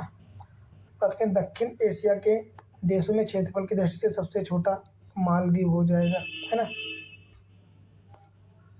बात करें वह देश जिसकी समुद्र तट रेखा सर्वाधिक है, तो कनाडा की हो जाएगी। कहाँ की? कनाडा की। फिर बात करें भारत के साथ सबसे लंबी स्थलीय सीमा साझा कौन करता है, तो ये बांग्लादेश हो जाएगा, है ना। ये होता है ना बांग्लादेश की सीमा ऐसे है, ये बांग्लादेश की सीमा बहुत लंबी साझा करता है। फिर बात करें नीचे मानचित्र दिए गए हैं इससे संबंधित, इसमें जो है मिडिल ईस्ट के जो 5 कंट्री हैं उनके बारे में बात की गई है ना। तो नंबर 1 पर कजाकिस्तान हो जाएगा जो कि सबसे बड़ा है ना। फिर ये तुर्कमेनिस्तान हो जाएगा, फिर उज्बेकिस्तान हो जाएगा, है ना। फिर ये किर्गिस्तान हो जाएगा, किर्गिस्तान, है ना। और ये ताजिकिस्तान हो जाएगा, ये सारे हो जाएंगे। बात करें आर्मेनिया, अजरबैजान, कजाकिस्तान, तुर्कमेनिस्तान में से वह देश जिसकी सीमा कैस्पियन सागर से नहीं लगती है, तो आर्मेनिया की नहीं लगती पर अजरबैजान की सीमा लगती है कैस्पियन सागर से, है ना। फिर यहाँ पे भी दिए गए हैं, समझो। तो अगला प्रश्न क्या है कि इजराइल के साथ कौन कौन से देशों की जो है सीमा साझा लगती है, तो देख लेते हैं कौन कौन से देश। एक तो लेबनान हो जाएगी, सीरिया, जॉर्डन और मिस्र। इन 4 देशों की सीमा जो है लेबनान से लगती है, किससे? इजराइल से। लेबनान, सीरिया, जॉर्डन और मिस्र की, है ना। फिर अगला है चाइना की सीमा किसके किसके साथ लगती है, तो चीन की सीमा किसके किसके साथ लगती है। एक तो मंगोलिया हो जाएगा, Russia, Kazakhstan, Kyrgyzstan, Tajikistan, Afghanistan, Bharat, Nepal, है ना। फिर भूटान, म्यांमार, लाओस, वियतनाम और उत्तर कोरिया, इन देशों के साथ जो है चीन की सीमा लगती है, स्पर्श करती है। फिर अगला प्रश्न क्या है, इसमें नंबर दिए गए हैं, है ना। 1, 2 यहाँ पे, 3 और 4। तो इसमें देशों की बात करनी है, तो ये कौन सा देश हो जाएगा? पहला नंबर पर हो जाएगा लीबिया, है ना। और दूसरा कौन सा हो जाएगा? दूसरा सोमालिया हो जाएगा। और तीसरा हो जाएगा नाइजीरिया। चौथे की बात करें तो चौथा नामीबिया हो जाएगा, है ना। फिर अगला प्रश्न क्या है कि हॉर्न ऑफ अफ्रीका, है ना। हॉर्न ऑफ अफ्रीका ये है ना, ये हॉर्न ऑफ अफ्रीका। तो क्या कहता है, सोमालिया प्रायद्वीप के अंग हैं कौन कौन से, तो इसमें सोमालिया हो जाएगा, इथोपिया हो जाएगा, इरिट्रिया और जिबूती। कौन कौन से देश हो जाएंगे? सोमालिया, इथोपिया, इरिट्रिया और जिबूती, है ना। फिर अगला प्रश्न है कि वह देश जिसकी सीमा एड्रियाटिक सी, मतलब एड्रियाटिक सागर से लगती है ना। तो एड्रियाटिक सागर भूमध्य सागर से जो है स्पर्श करता हुआ एक सागर है ना। तो इससे कौन कौन से देशों की सीमाएं लगती हैं? एक तो हो जाएगा अल्बानिया, फिर दूसरा बोस्निया हर्जेगोविना हो जाएगा, क्रोएशिया, स्लोवेनिया और मोंटेनिग्रो, इन देशों की सीमा जो है लगती है। और ये इंपॉर्टेंट बहुत ज़्यादा क्वेश्चन है अगला कि बाल्कन देश कौन कौन से हैं, तो ये क्वेश्चन पूछा जा सकता है कि बाल्कन देश में जो है कौन कौन से देश आते हैं बाल्कन ग्रुप में, है ना। तो इसमें एक तो अल्बानिया हो जाएगा, फिर बोस्निया हर्जेगोविना हो जाएगा, बुल्गारिया हो जाएगा, Greece, Croatia, Serbia, Slovenia, Romania, कितने, ये सारे जो देश हैं ये आते हैं। कौन कौन से? Albania, Bosnia Herzegovina, Bulgaria, Greece, Croatia, Serbia, Slovenia और रोमानिया, है ना। ये देश जो है सीमा साझा करते हैं। फिर बात करें सियरा लियोन कहाँ पे स्थित है, तो पश्चिम अफ्रीका में स्थित है। कहाँ? पश्चिम अफ्रीका में, सियरा लियोन। अगला क्वेश्चन है कि पोलैंड, यूक्रेन, बेलारूस और लाटविया में लिथुआनिया का सीमावर्ती देश कौन सा नहीं है, तो यूक्रेन तो काफ़ी दूर पड़ता है ना, तो इससे कोई संबंध नहीं है। अगला क्या है, इंग्लैंड यूके के कुल क्षेत्रफल का 60% क्षेत्र में से कम में फैला हुआ है, तो ये कथन जो है सही हो जाएगा, है ना। अगला क्या है कि ओशिनिया के नाम से अभिहित देशों के भौगोलिक समूह में कितने देश शामिल हैं, कि कौन सा? ओशिनिया। ओशिनिया में 14 देश हैं, कितने? 14, है ना। अगला प्रश्न क्या है कि स्कैंडिनेवियन देशों के समूह में कौन कौन से शामिल हैं। अगर भौगोलिक आधार पर देखें तो इसमें हो जाएंगे 3 देश, कौन कौन से? एक तो नॉर्वे, दूसरा स्वीडन और तीसरा उत्तरी फिनलैंड, है ना। और बात करें ऐतिहासिक, सांस्कृतिक एवं भाषाई आधार पर तो इसमें ये 3 हो जाएंगे, स्वीडन, नॉर्वे और डेनमार्क। कौन कौन से? नॉर्वे, स्वीडन और डेनमार्क, है ना। और वैसे स्कैंडिनेविया में नॉर्वे, स्वीडन और फिनलैंड हो जाएंगे, है ना, जो कि पुच्छ के रूप में बने हुए हैं, है ना, यूरोप में सबसे ऊपर। अगला बात करें, ताजिकिस्तान, तुर्कमेनिस्तान, उज्बेकिस्तान एवं रसिया में से एक की सीमा अफगानिस्तान के साथ नहीं लगती है। तो किसकी नहीं लगती है? रूस की सीमा नहीं लगती अफगानिस्तान के साथ, है ना। चाइना की लगती है बिल्कुल थोड़ी सी, भारत की भी थोड़ी सी लगती है। भारत और चाइना के अतिरिक्त म्यांमार के सीमावर्ती देश कौन से हो जाएंगे? तो थाईलैंड, लाओस और बांग्लादेश। कौन कौन से? थाईलैंड, बांग्लादेश और लाओस हो जाएंगे, है ना। अब बात करते हैं कौन सा क्षेत्र किसके अधीन आता है ना। बात करें क्रिसमस द्वीप, तो क्रिसमस द्वीप ऑस्ट्रेलिया से संबंधित है ना। ऑस्ट्रेलिया के अंतर्गत आता है कौन सा? क्रिसमस द्वीप। और डेनमार्क के अंतर्गत आता है ग्रीनलैंड, है ना। ग्रीनलैंड बहुत बड़ा जो द्वीप है, जो कि पूरा ग्लेशियर है, तो किसमें है? ये डेनमार्क की टेरिटरी हो जाएगी। किसकी? डेनमार्क, है ना। बात करें सांता क्रूज, तो सांता क्रूज यूएसए की टेरिटरी है। और मार्टिनिक की बात करें तो ये फ्रांस का हो जाएगा। ये चीज़ें आप लोग रट लेना एकदम, क्योंकि ये क्वेश्चन यूपी पीसीएस में तो बहुत बार पूछे जाते हैं, है ना। तो कौन कौन सा हो जाएगा? क्रिसमस द्वीप हो जाएगा ऑस्ट्रेलिया का, Greenland Denmark, Santa cruise USA और मारितानी का मार्टिनिक, मार्टिनिक द्वीप जो हो जाएगा ये फ्रांस का हो जाएगा। अगला बात करें तो वह देश जो भौगोलिक रूप से अमेरिका में स्थित होने पर भी राजनीतिक दृष्टि से यूरोप का भाग है, तो ग्रीनलैंड हो जाएगा, है ना, जो कि ये डेनमार्क की टेरिटरी है। फिर अगला प्रश्न क्या है कि विश्व के द्वीप और स्वामित्व वाला देश, तो एल्यूशियन द्वीप यूएसए का हो जाएगा। किसका? यूएसए का। और बियर द्वीप की बात करें तो ये नॉर्वे का द्वीप है, बियर द्वीप नॉर्वे का। और ग्रीनलैंड डेनमार्क का है ना, ये अभी हम पढ़े भी जस्ट। और फ्रेंच जोसेफ की बात करें तो ये द्वीप रसिया का है। किसका? रसिया का। तो एल्यूशियन द्वीप हो जाएगा यूएसए का, है ना, यूएसए। और बियर द्वीप नॉर्वे, ग्रीनलैंड डेनमार्क तथा फ्रेंच जोसेफ द्वीप ये रूस का हो जाएगा। किसका? रूस का। अगला बात करें स्थलबद्ध देश, है ना। स्थलबद्ध या स्थलबद्ध, स्थलबद्ध ऐसा देश होता है जो चारों तरफ से अपने अन्य देशों से घिरा हुआ होता है, उसकी जो सीमा है वो किसी समुद्र या सागर से लगती नहीं है ना। हालांकि अगर उसमें कोई झील है तो उससे कोई मतलब नहीं है, पर वो प्रत्यक्ष रूप से मतलब किसी सागर या समुद्र से लगा ना हो तो उसको स्थलबद्ध कहते हैं, है ना। तो कौन कौन से देखो यहाँ पे दिया गया है, अफगानिस्तान, लाइबेरिया, लाओस और लग्जमबर्ग से स्थल अवरुद्ध देश इसमें से कौन सा नहीं है? तो लाइबेरिया जो है ये स्थलबद्ध नहीं है, बाकी अफगानिस्तान स्थलबद्ध हो जाएगा, लाओस और लग्जमबर्ग ये सारे हो जाएंगे, है ना। फिर अगला प्रश्न है कि अफ्रीकी देशों अंगोला, चाड, केन्या और सेनेगल इसमें कौन सा स्थलबद्ध देश है? तो चाड हो जाएगा, चाड स्थलबद्ध हो जाएगा, है ना। फिर बात करें दक्षिण पूर्व एशियाई देशों कंबोडिया, लाओस, मलेशिया और थाईलैंड में कौन सा स्थल अवरुद्ध देश हो जाएगा? तो लाओस हो जाएगा, है ना, जो कि हम लोगों ने इसमें पढ़ा भी है अभी। फिर बात करें बोलीविया कैसा है, तो बोलीविया स्थलबद्ध देश है, जो कि कहाँ? दक्षिण अमेरिका में है ना। बोलीविया एक ही मतलब दक्षिण अमेरिका में जो है एक ही देश है जो कि बोलीविया, जो कि स्थलबद्ध है, बाकी सब, है ना। फिर बात करें कि कौन कौन से देश के मध्य कौन सी रेखा है, तो भारत और पाकिस्तान की बात करें, मध्य बात करें तो रेड क्लिफ लाइन होगी। कौन सी? रेड क्लिफ लाइन, है ना। भारत और पाकिस्तान को कौन सी लाइन विभाजित करती है? तो रेड क्लिफ लाइन हो जाएगी।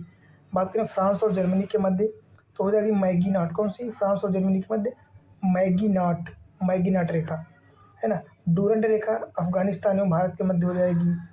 बात करें हैंडनबर्ग तो ये बेल्जियम और जर्मनी के मध्य हो जाएगी। कहाँ?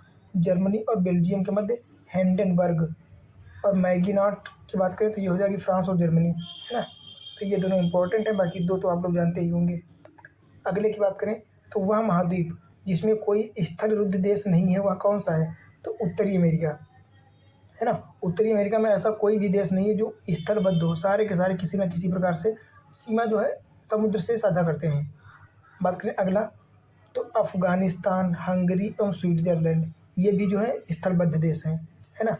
बात करें दक्षिण सूडान के लिए सही कथन कौन सा है? तो यह स्थलबद्ध देश है। कैसा? स्थलबद्ध देश है दक्षिण सूडान, है ना। इसकी मुख्य नदी कौन सी हो जाएगी? वाइट नील, है ना। वाइट नील और ब्लू नील बन के क्या बनाती है? नील नदी बन जाती है। तो अंतर महाद्वीपीय देश कौन सा हो जाएगा? जॉर्जिया और टर्की, है ना। जॉर्जिया और अंतर महाद्वीपीय मतलब ऐसे देश जो दो महाद्वीपों की सीमा साझा करते हैं, दो महाद्वीपों में इस जो है फैले हुए हैं, है ना। तो एक तो टर्की हो जाएगा और एक तो जॉर्जिया हो जाएगा। बात करें अजरबैजान अजरबैजान भू अवध नहीं है ना। कैस्पियन सागर से भी सीमा साझा करता है अजरबैजान।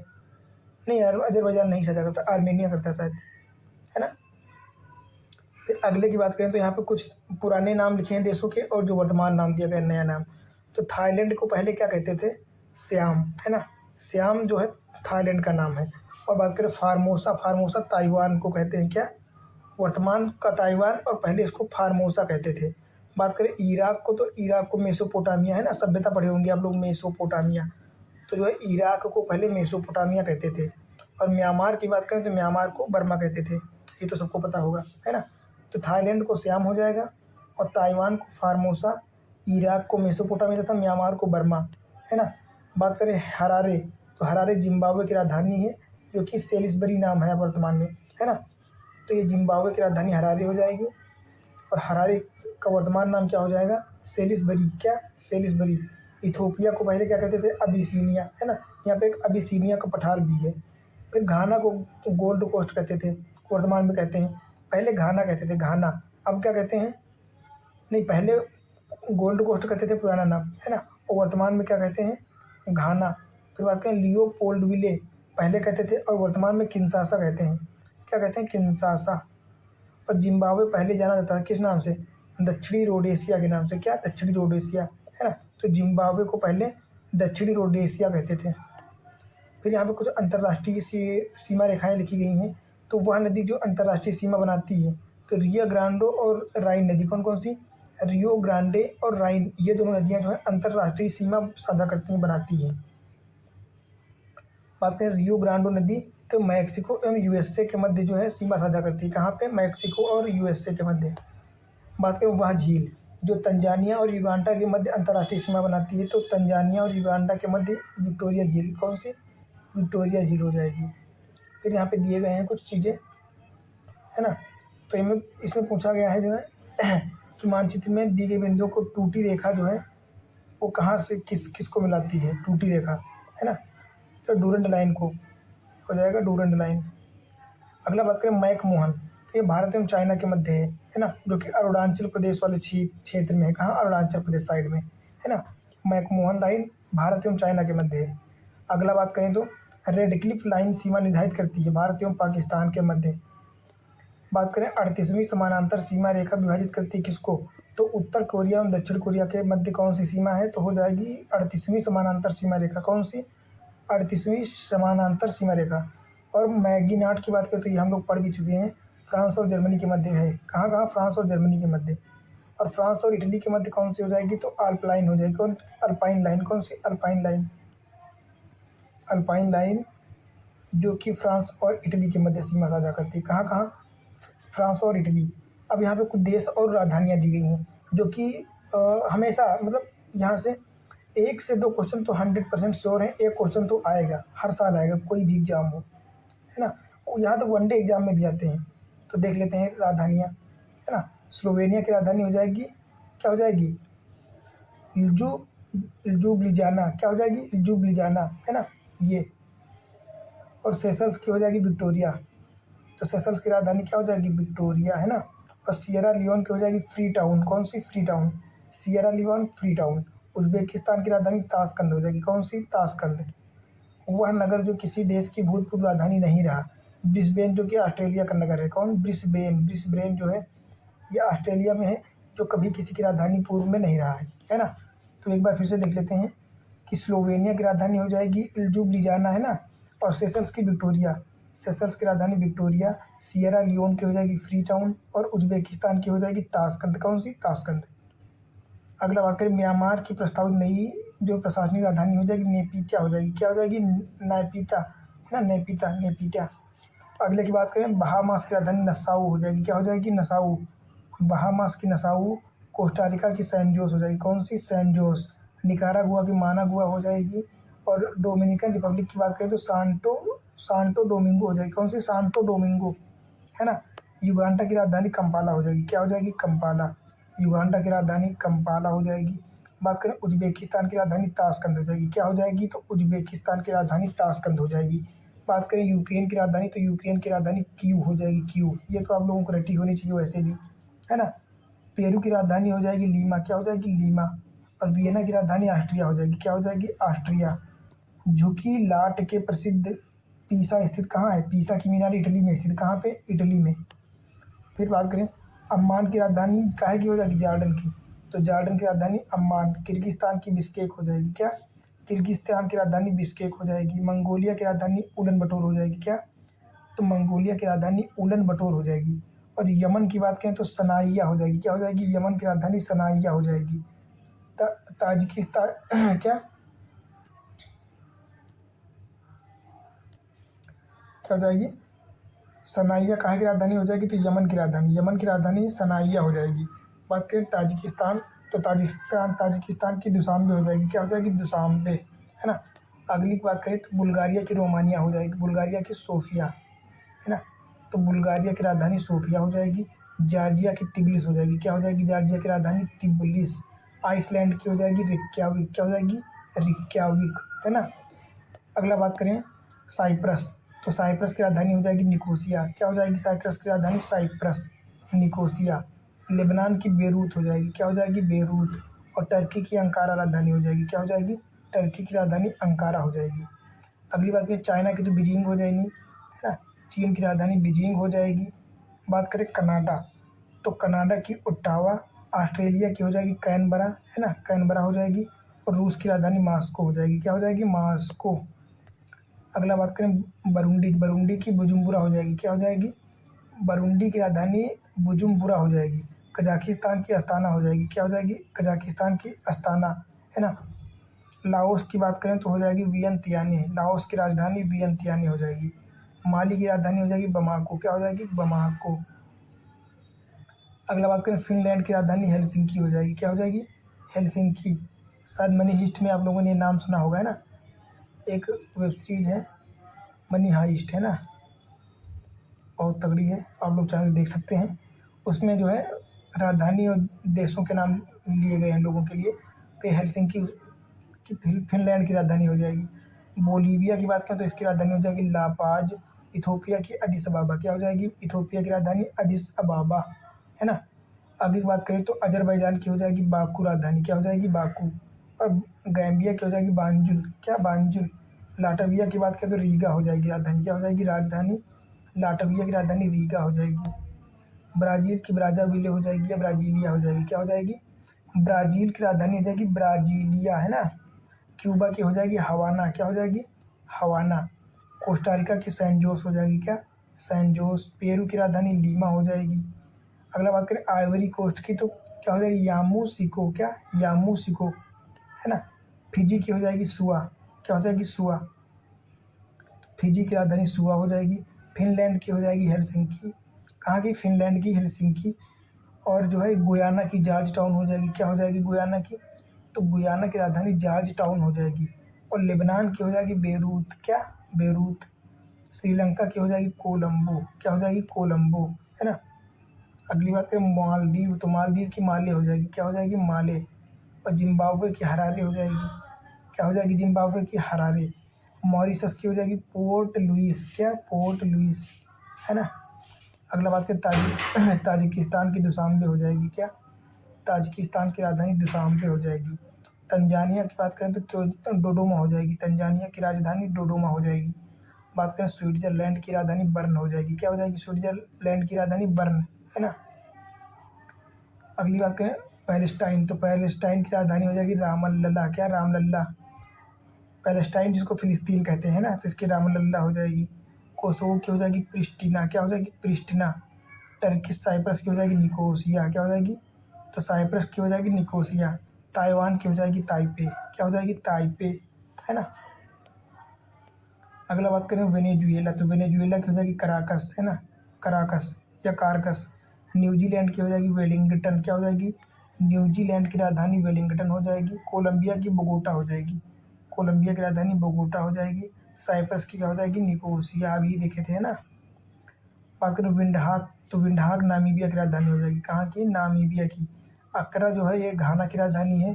और नैरोबी केन्या की राजधानी है। लुसाका जो हो जाएगी जाम्बिया की हो जाएगी। और आबुजा तो हो जाएगी नाइजीरिया की, कहाँ की, नाइजीरिया की।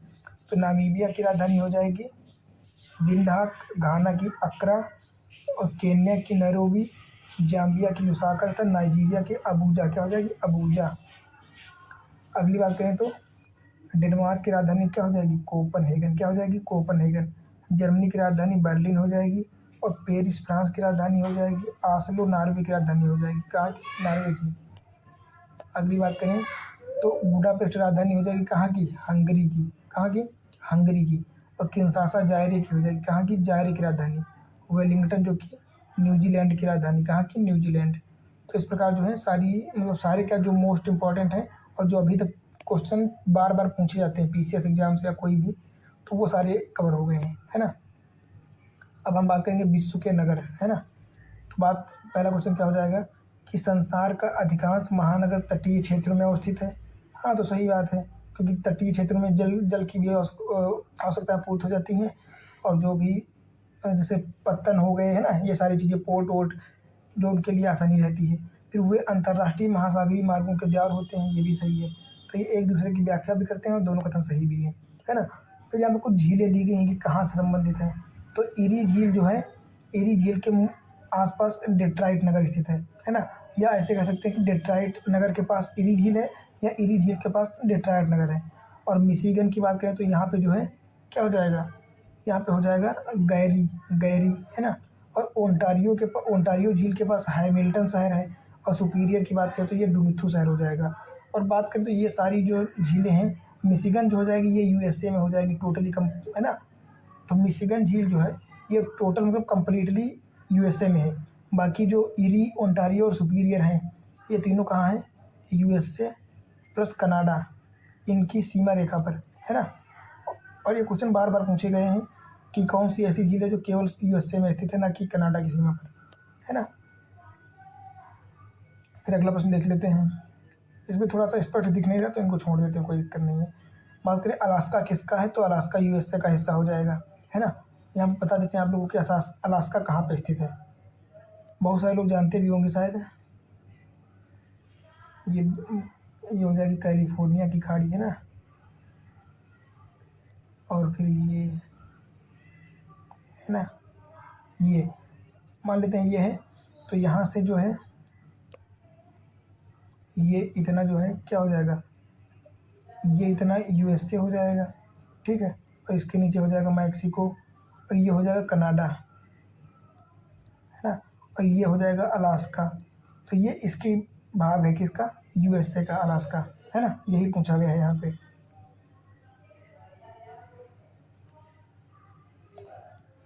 तो क्या हो जाएगा? यूएसए का भाग हो जाएगा। फिर बात करें कैलिफोर्निया यूएसए के कैंपबेल, पालो आल्टो, सांता रोसा एवं सांता क्लारा में सिलिकॉन वैली के अंतर्गत अवस्थित नहीं है। कौन सा? तो सांता रोसा जो है ये सिलिकॉन वैली के आसपास नहीं है।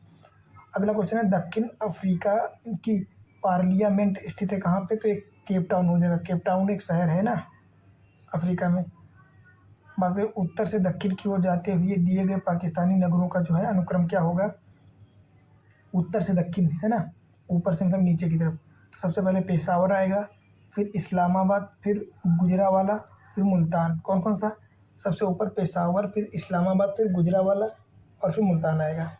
अगला बात करें कंधार। कंधार कहाँ पे स्थित है? दक्षिणी अफगानिस्तान में, है ना। कंधार अफगानिस्तान में स्थित है।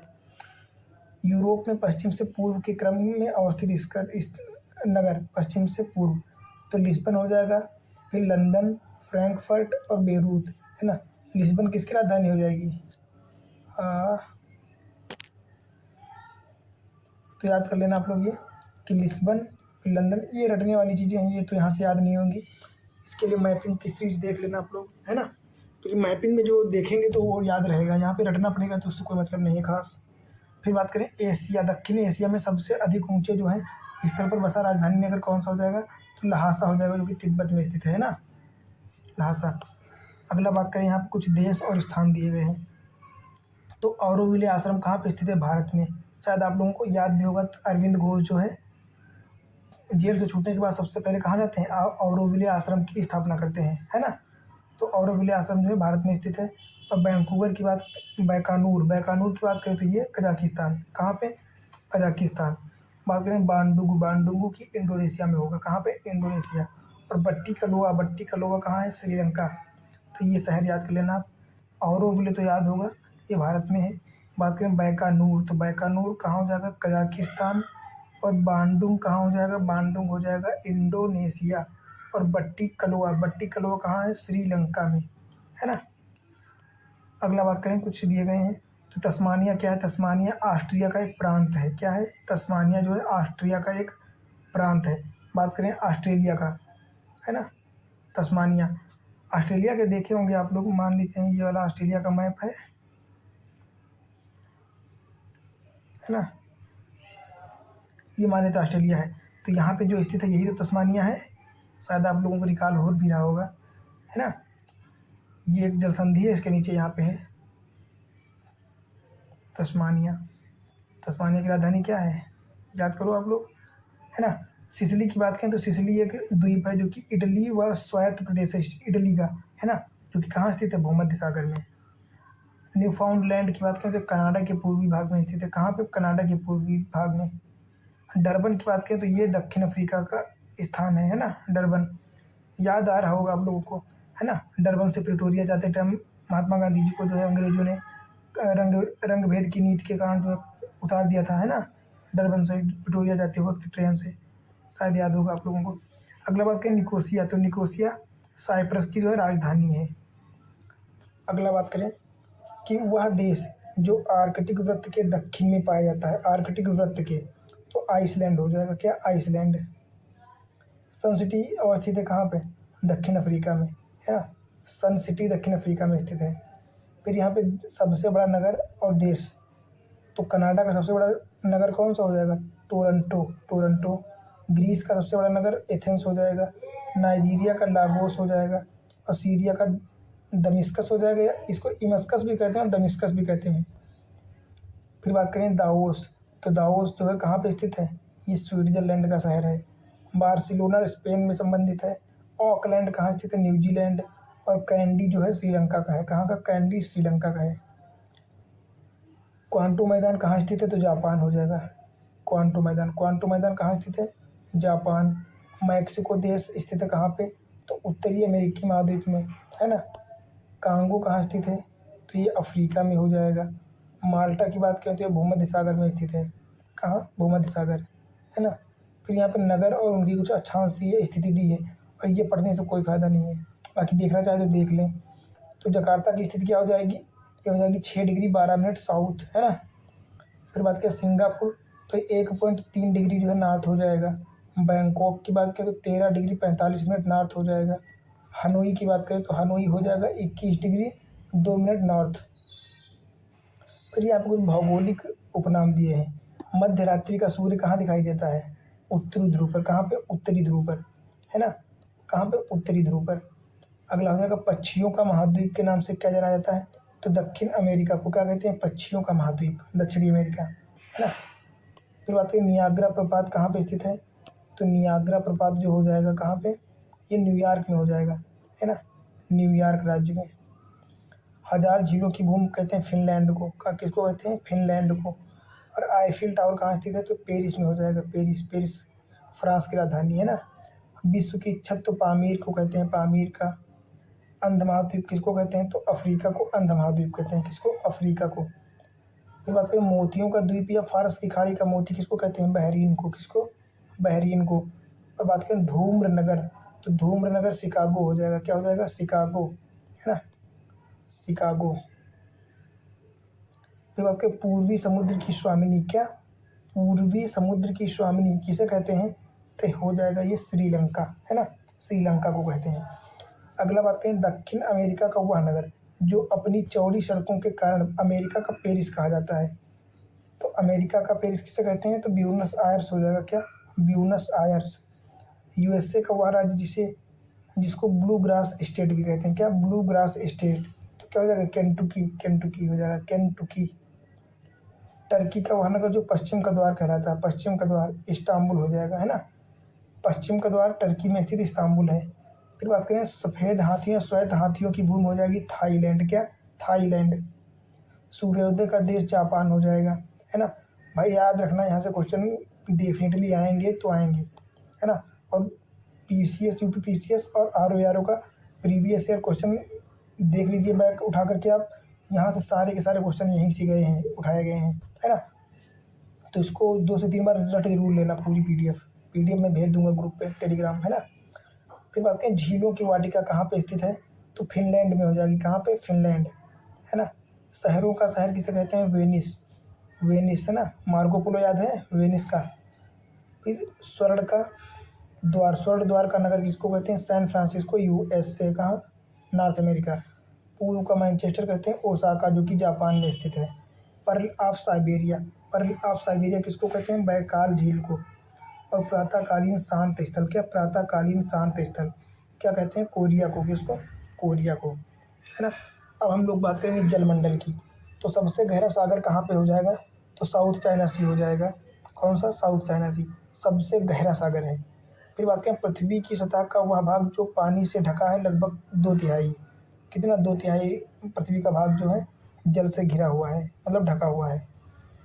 फिर समुद्र तल पर पृथ्वी के केंद्र के सबसे निकट कौन सा स्थान हो जाएगा, उत्तरी ध्रुव। ये रट लेना आप लोग, है ना, कि समुद्र तल पर स्थित पृथ्वी के केंद्र के सबसे निकट क्या हो जाएगा, तो उत्तरी ध्रुव हो जाएगा। अगला क्या है, डेटम, क्या है, डेटम रेखा, डेटम तो समुद्र तल की क्षैतिज रेखा जिससे ऊंचाई तथा गहराई की माप की जाती है। ये भी काफ़ी महत्वपूर्ण है ना। समुद्र तल की क्षैतिज रेखा, है ना, जिससे ऊंचाई तथा गहराई की माप की जाती है, क्या कहलाती है, तो डेटम रेखा। क्या, डेटम रेखा कहलाती है। हमारे वो जलमंडल का सबसे बड़ा भाग प्रशांत महासागर हो जाएगा, है ना। फिर बात करें उत्तरी एवं दक्षिणी अटलांटिक महासागरीय द्रोणियों के मध्य से गुजरता हुआ हिंद महासागरीय द्रोणी और फिर ऑस्ट्रेलिया तथा अंटार्कटिका के मध्य से दक्षिणी प्रशांत महासागरीय द्रोणी में प्रवेश करने वाला काटक कौन सा हो जाएगा, इसको मिड ओशनिक रिज कहते हैं। क्या कहते हैं, मिड ओशनिक रिज, मतलब मध्य महासागरीय कटक। और इस कटक पे जो है ज्वालामुखी निकलते हैं अच्छे खासे। 90 ईस्ट रिज क्या हो जाएगा, क्या, 90 ईस्ट रिज, ये हिंद महासागर में है। कहाँ, हिंद महासागर।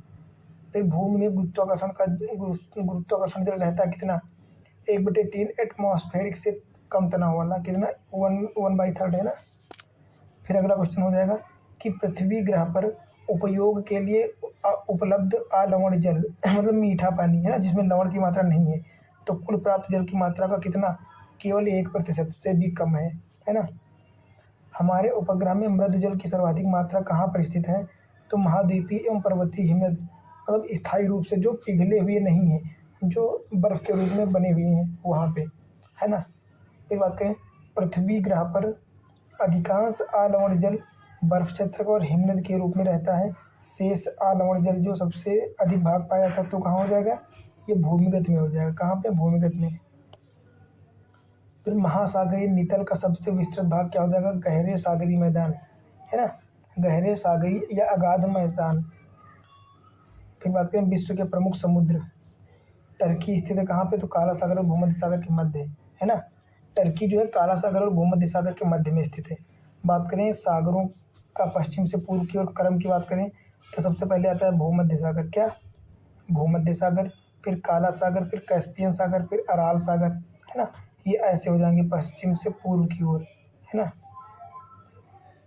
तो इसमें सबसे पहले कौन आएगा, सबसे पहले आएगा भूमध्य सागर, फिर काला सागर, फिर कैस्पियन सागर, फिर अरल सागर, है ना।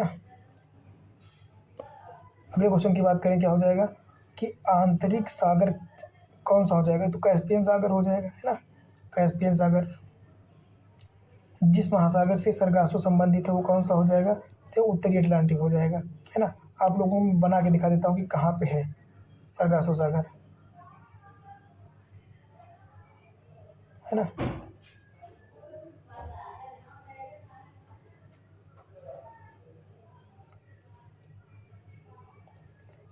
ठीक है, ये हो जाएगा नॉर्थ अमेरिका, ये हो जाएगा साउथ अमेरिका, है ना। और फिर इसके ये जो है ये फिनलैंड, ये है ना, ये इसको ही कहते हैं सरगासो सागर। यहाँ पे सरगासो सागर है जो कि चारों तरफ से समुद्र से, इसको क्या कहते हैं कि सरगासो सागर जो है चारों तरफ से स्थल से ना होकर जल से घिरा हुआ सागर है ना। यहीं पे है, यही सरगासो सागर कहलाता है ना। तो इसको याद रखना थोड़ा सा। है ना। यही तो कैरिबियन सागर है, कैरिबियन सागर के पास ही जो है ये हो जाएगा।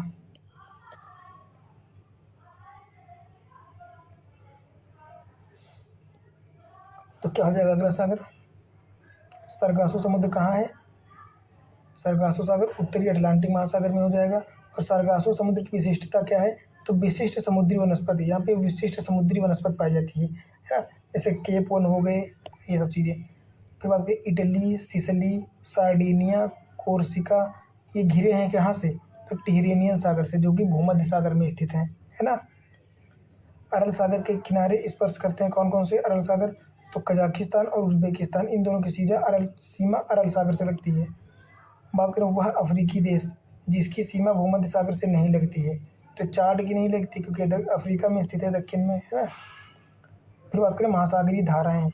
महासागरीय धाराओं की तो एक मैं बना दूंगा शॉर्ट वीडियो, इसमें सारी जो है जल महासागरीय धाराएं उष्ण एवं शीत सारी कवर हो जाएंगी। उसके लिए आप लोगों को बस केवल एक वीडियो, मतलब वही 10-12 मिनट का होगा, उसको देख लेना। बाकी इतना अच्छे से समझ में आ जाएगा कि रटने की या कोई पढ़ने की बार बार ज़रूरत नहीं पड़ेगी, केवल एक वीडियो में आप लोगों का बढ़िया से काम हो जाएगा, है ना। क्योंकि फिलहाल अभी पढ़ लेते हैं। तो महासागरीय धाराओं को प्रभावित करने वाले कारक कौन कौन से हो जाएंगे? पृथ्वी का आवर्तन, पृथ्वी का दाब, वायु दाब, हवा, सागरीय जल का घनत्व, है ना, फिर लवणता, टेम्परेचर, है ना, वायु दाब, ये सारी चीज़ें जो है प्रभावित करती हैं महासागरीय धाराओं का, है ना। फिर स्थलीय भाग भी हो जाएगा। फिर बात करें महासागरीय धाराओं से संबंधित कथन कौन कौन से हैं? कि महासागरीय धाराएं महासागर में जल का मंद भूपृष्ठ संचलन होती हैं। महासागरीय धाराएं पृथ्वी का ताप संतुलन बनाए रखती हैं, बिल्कुल सही बात है ना। क्योंकि ठंडी जलधाराएं ऊपर से नीचे जाती हैं और गर्म जल का जो है स्थानांतरण करती रहती हैं। अगला क्या हो जाएगा? महासागरीय धाराएं मुख्यतः सनातन पवनों द्वारा चलायमान होती हैं और महासागरीय धाराएं महासागर संरूपण को प्रभावित करती हैं, बिल्कुल सही बात है ना। तो ये जो है पूरा का पूरा टॉपिक एक बार फिर से पढ़ देना अपने हिसाब से, और ये सही है एकदम बढ़िया सा। इससे आपके कम से कम 2 से 3 क्वेश्चन तैयार हो जाएंगे। हिंद महासागर में सागर धाराओं की नियमित दिशा में परिवर्तन एक के लिए कौन सा उत्तरदायी बल हो जाएगा? तो हिंद महासागर में मानसूनी प्रवाह का पाया जाना, है ना। कौन सा? मानसूनी प्रवाह। अगुलहास की जलधारा कहाँ चलती है? तो हिंद महासागर हो जाएगा। क्या हो जाएगा? हिंद महासागर अगुलहास, है ना, जो कि कहाँ पे? यहाँ पे चलती है, मान लेते हैं यहाँ पे नहीं, मैं सही से बता देता हूँ, अगुलहास की जलधारा। फिर बात करें उत्तरी अटलांटिक प्रवाह द्वारा सर्वाधिक लाभान्वित होने वाला देश कौन सा हो जाएगा? तो नॉर्वे हो जाएगा, है ना। क्योंकि नॉर्वेजियन धारा जो होती है यहाँ तक आती है और गर्म जल को जो है ले आती है, तो इन क्षेत्रों में जो ठंडी के टाइम में गर्मी का थोड़ा सा माहौल देती है ना। और इधर के जो पोर्ट होते हैं वो सालों साल खुले रहते हैं जलधारा के कारण। बात करें दक्षिणी अटलांटिक महासागर की शीतल धारा, तो बेंगुएला धारा हो जाएगी, बेंगुएला। तो बात करें दक्षिण अटलांटिक महासागर में धाराओं के एक पूर्ण वृत्त के निर्माण में योगदान नहीं देती है, कौन सी? कनारी धारा, है ना, कनारी। फिर बात करते हैं ब्राज़ील धारा, कौन सी? ब्राज़ीलियन धारा। तो ब्राज़ील धारा जो है दक्षिण अटलांटिक महासागर में स्थित है। कहाँ पे? दक्षिणी अटलांटिक महासागर में, है ना। ब्राज़ील, जैसे ये ब्राज़ील है तो यहाँ पे बहती है, जो कि उष्ण जलधारा है। कौन सी? उष्ण। अगला बात करें तो हम्बोल्ट की जलधारा कहाँ पे चलती है? इसको पेरू की जलधारा भी कहते हैं। तो दक्षिण पूर्व प्रशांत महासागर में चलती है ना, जो कि पेरू के साइड में चलती है ऐसे। अगले की बात करें गल्फ स्ट्रीम, तो ये उत्तरी अटलांटिक महासागर में चलती है। कहाँ पे? गल्फ स्ट्रीम सरगासो सागर के पास से होकर गुजरती है ना, कैरिबियन सागर में। अगुलहास की बात करें तो ये हिंद महासागर में बहती है, चलती है। गल्फ स्ट्रीम जो कि एक गर्म जलधारा है, कैसी? गर्म महासागरीय जलधारा है। बात करें इसकी तो ये हो जाएगी बेंगुएला और गिनी की जलधारा, है ना। ये अफ्रीका हो जाएगा, ये ऐसे चलती हैं, है ना। तो ये बेंगुएला और गिनी की खाड़ी के पास में। फिर बात करें पश्चिमी प्रवाही प्रवाह, कौन सा? पश्चिमी वायु प्रवाह। तो ये हो जाएगा पश्चिमी वायु के क्षेत्र के ऊपर से पूरब की ओर चलने वाली धीमी धारा होती है। गल्फ स्ट्रीम जो कि गर्म जलधारा हो जाएगी। और पेरू धारा की बात करें तो प्रशांत महासागर में होती है ना। पेरू हम्बोल्ट की जलधारा इसको कहते हैं। और पश्चिमी ऑस्ट्रेलियाई धारा की बात करें तो हिंद महासागर में चलती है ना, यहाँ पे ये ऑस्ट्रेलिया हो जाएगा, तो यहाँ पे चलती है। बात करें विषुवतीय प्रतिधाराओं, जिसको क्या कहते हैं, इक्वेटोरियल काउंटर करंट्स, है ना।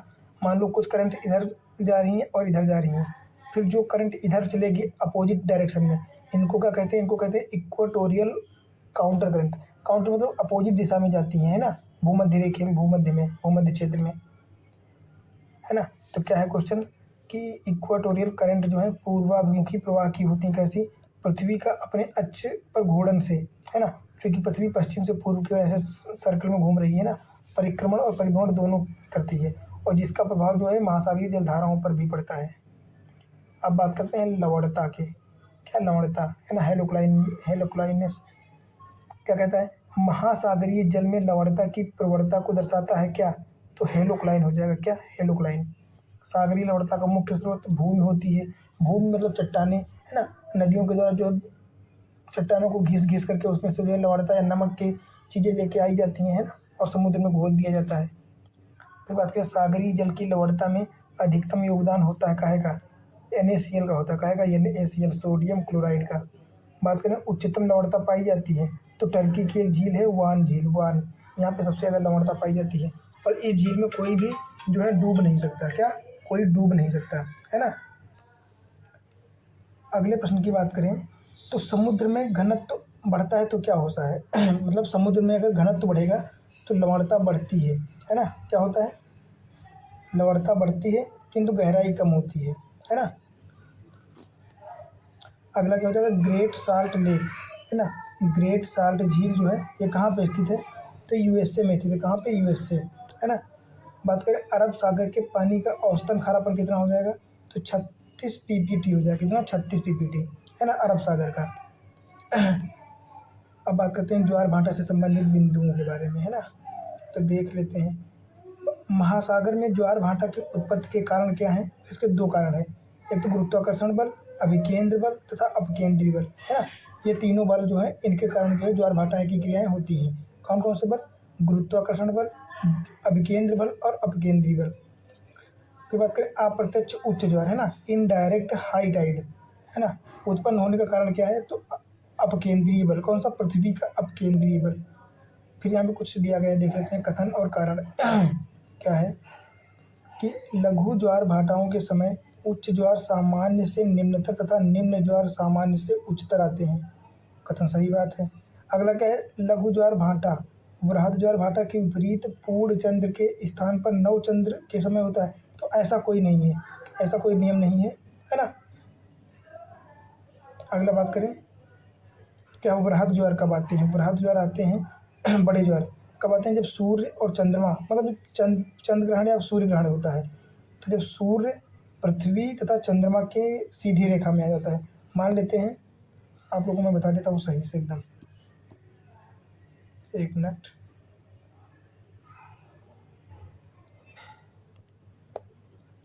मान लेते हैं ये सूर्य हो जाएगा, ये पृथ्वी हो जाएगी और ये चंद्रमा, है ना।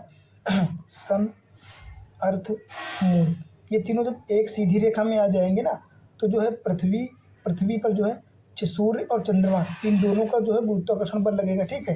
तो जब ये जब नज़दीक आते जाएंगे तो लगेगा, तो क्या होगा, समुद्र में जो है गुरुत्वाकर्षण बल के कारण समुद्र की जो है धाराएं, ये मान लो अभी तक ये और एवरेज इतनी ऊँची उठती हैं, तो ऐसी स्थिति में जब ये तीनों एक सीधी रेखा में आ जाएंगे तो यही धाराएं, यही जो मतलब यही जो रेखाएं हैं ना, तो ये यहाँ तक चली जाएंगी, इतनी उठ जाएंगी, तो ये क्या हो जाएगा, ये औसत से ज़्यादा ऊंची लहरें उठ जाएंगी, है ना, मतलब ज्वार की जो अपेक्षा तरंगें ज़्यादा अधिक हो जाएंगी, है ना। तो यही बताया गया है जो इस लाइन में क्या बताया गया है कि वृहद ज्वार जब कब आते हैं, तो जब सूर्य, चंद्रमा और पृथ्वी ये तीनों एक लाइन में हो जाते हैं, तब जो है वृहद ज्वार आते हैं, बहुत बड़े, है ना। अगला बात करें महासागर में जल तरंगें जो हैं ऊंची तक जल तरंगें होती हैं, तो चंद्रमा के कारण, क्योंकि चंद्रमा पृथ्वी से कम दूरी पर है, क्योंकि सूर्य ज़्यादा दूरी पर है, तो सूर्य की अपेक्षा चंद्रमा का जो गुरुत्वाकर्षण बल पृथ्वी पर ज़्यादा काम करता है ना। फिर यहाँ पे दिए गए हैं कुछ गर्त, है ना, तो महासागरीय गर्तों की बात करें तो एल्यूशियन गर्त कहाँ स्थित है, ये तो उत्तरी प्रशांत महासागर, कहाँ पे, एल्यूशियन जो गर्त है ये उत्तरी प्रशांत महासागर में स्थित है।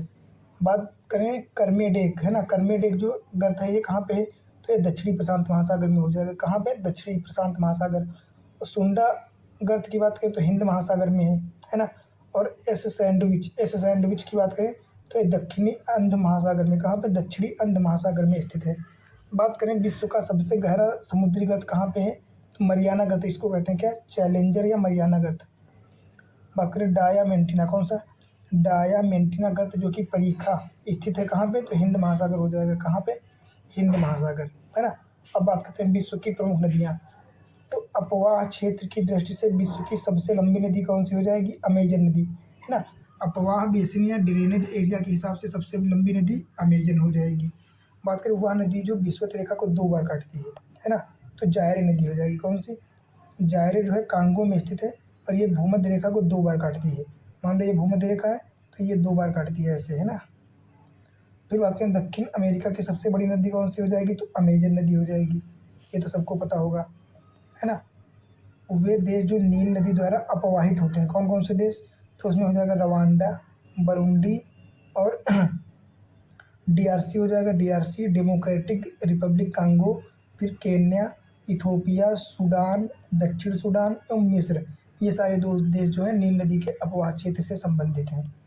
फिर बात करें ब्लू नाइल, मतलब नीली नील नदी कहाँ से निकलती है, तो ये ताना झील से निकलती है। कहाँ से, टाना झील से। अगला बात करें क्वेश्चन, तो मिस्र नील नदी का उपहार है, तो बिल्कुल सही बात है ना। वह सहारा मरुस्थल में एक नखलिस्तान है, तो ये भी सही है और एक दूसरे की व्याख्या भी करते हैं, है ना। अगला बात करें तो एशिया की वह नदी जो दक्षिण को प्रवाहित होती है, कौन सी हो जाएगी, एशिया की ऐसी नदी जो दक्षिण की ओर प्रवाहित होती है, तो साल्वीन हो जाएगी। कौन सी, साल्वीन नदी, है ना। यहाँ पे दी भी गई है ये साल्वीन नदी।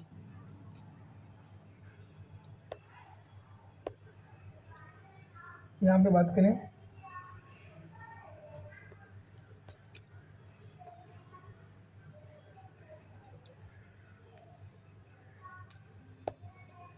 सरदरिया एवं आमू, सर और आमू ये नदियाँ कहाँ गिरती हैं, तो ये अरल सागर में गिरती हैं। कहाँ, अरल सागर में, है ना। फिर बात करें काला सागर में कौन कौन सी नदियाँ गिरती हैं, तो नीपर और डेन्यूब ये दोनों नदियाँ काला सागर में गिरती हैं। कहाँ पे, ये यूरोप की नदियाँ हैं और काला सागर में गिरती हैं, नीपर और डेन्यूब। बात करें ओल्गा नदी, तो ओल्गा नदी कैस्पियन सागर में गिरती है। कहाँ, कैस्पियन सागर। बात करें लीना, लीना नदी जो कि रसिया में है, ये कहाँ से प्रवाहित होती है, तो ये आर्कटिक सागर में, है ना। बात करें आमूर, आमूर जो कि रूस और चीन से होकर बहती है, ये प्रशांत महासागर जो कि तरतारी, कौन सी, तरतारी की खाड़ी में, है ना। बात करें टिग्रिस, तुर्की, सीरिया और इराक, कौन सा, टिग्रिस तुर्की, सीरिया और इराक, फारस की खाड़ी से संबंधित है। बात करें माही, मध्य प्रदेश, राजस्थान और गुजरात, ये 3 देशों से, राज्यों से निकलती है जो कि अरब सागर में जाके गिरती है ना। अब बात करें हैं वह नदी जो अपभ्रंश नहीं, जो भ्रंश घाटी में बहती है, तो यूरोप की नदी है जो कि राइन नदी, है ना। ये राइन नदी भ्रंश घाटी में बहती है।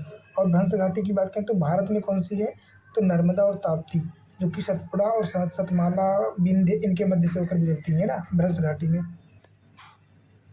फिर बात करें अफ्रीका की वह नदी जो मकर रेखा को 2 बार काटती है ना, तो लिम्पापो हो जाएगी। कौन सी, लिम्पोपो। तो यहाँ पे एक बार फिर से बता देते हैं, भूमध्य रेखा, कर्क रेखा और मकर रेखा। तो भूमध्य रेखा को 2 बार कौन सी नदी काटती है, तो जायरे हो जाएगी। कौन सी, जायरे, है ना। फिर यहाँ पे क्या हो जाएगा, मकर रेखा, तो मकर रेखा को 2 बार कौन सी काटती है, अफ्रीका की, हो जाएगी लिम्पोपो, लिम्पोपो। और एक क्वेश्चन पूछता है कि जो है कर्क रेखा को 2 बार नदी कौन सी नदी काटती है, तो ये कौन सी नदी हो जाएगी, ये हो जाएगी भारत की है जो कि लूनी नदी हो जाएगी। कौन सी, लूनी है या कौन सी है ना, शायद लूनी ही है जो कि राजस्थान में बहती है, ये 2 बार काटती है कर्क रेखा को। तो ये तीनों नदी जो है आप लोग याद रखना एकदम बढ़िया से।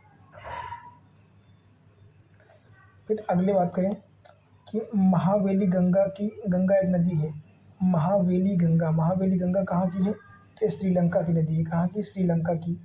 और वह देश जो अरीय अपवाह, कैसा, अरीय, है ना, रेडियल कैसे बनाती है, तो श्रीलंका का उदाहरण है। अब बात करें नीपर, तो बात करें नीपर नदी, तो नीपर नदी यूक्रेन से बहती है ना। और पो नदी जो कि इटली से कहाँ, इटली से संबंधित है। राइन नदी जर्मनी से संबंधित है। और रोन नदी की बात करते हैं स्विट्जरलैंड से, है ना। बात करें हिमानी झील इटास्का, इसका स्रोत, ये स्रोत का मिसिसिपी नदी का स्रोत है। तो मिसिसिपी नदी जो है हिमानी झील इटास्का से निकलती है ना। बात करें नीपर नदी यूक्रेन से संबंधित है। पो नदी इटली से, राइन नदी जर्मनी और रोन नदी जो हो जाएगी स्विट्जरलैंड से संबंधित है ना। फिर बात करें नदियों के किनारे स्थित नगर, ये बहुत इंपॉर्टेंट है, इसको 5 स्टार की रेटिंग, है ना। क्या, खार्तूम, खार्तूम जो है कहाँ स्थित है, तो नील नदी के किनारे स्थित है। कहाँ, खार्तूम नगर जो कि सूडान में स्थित है, ये नील नदी के किनारे स्थित है ना।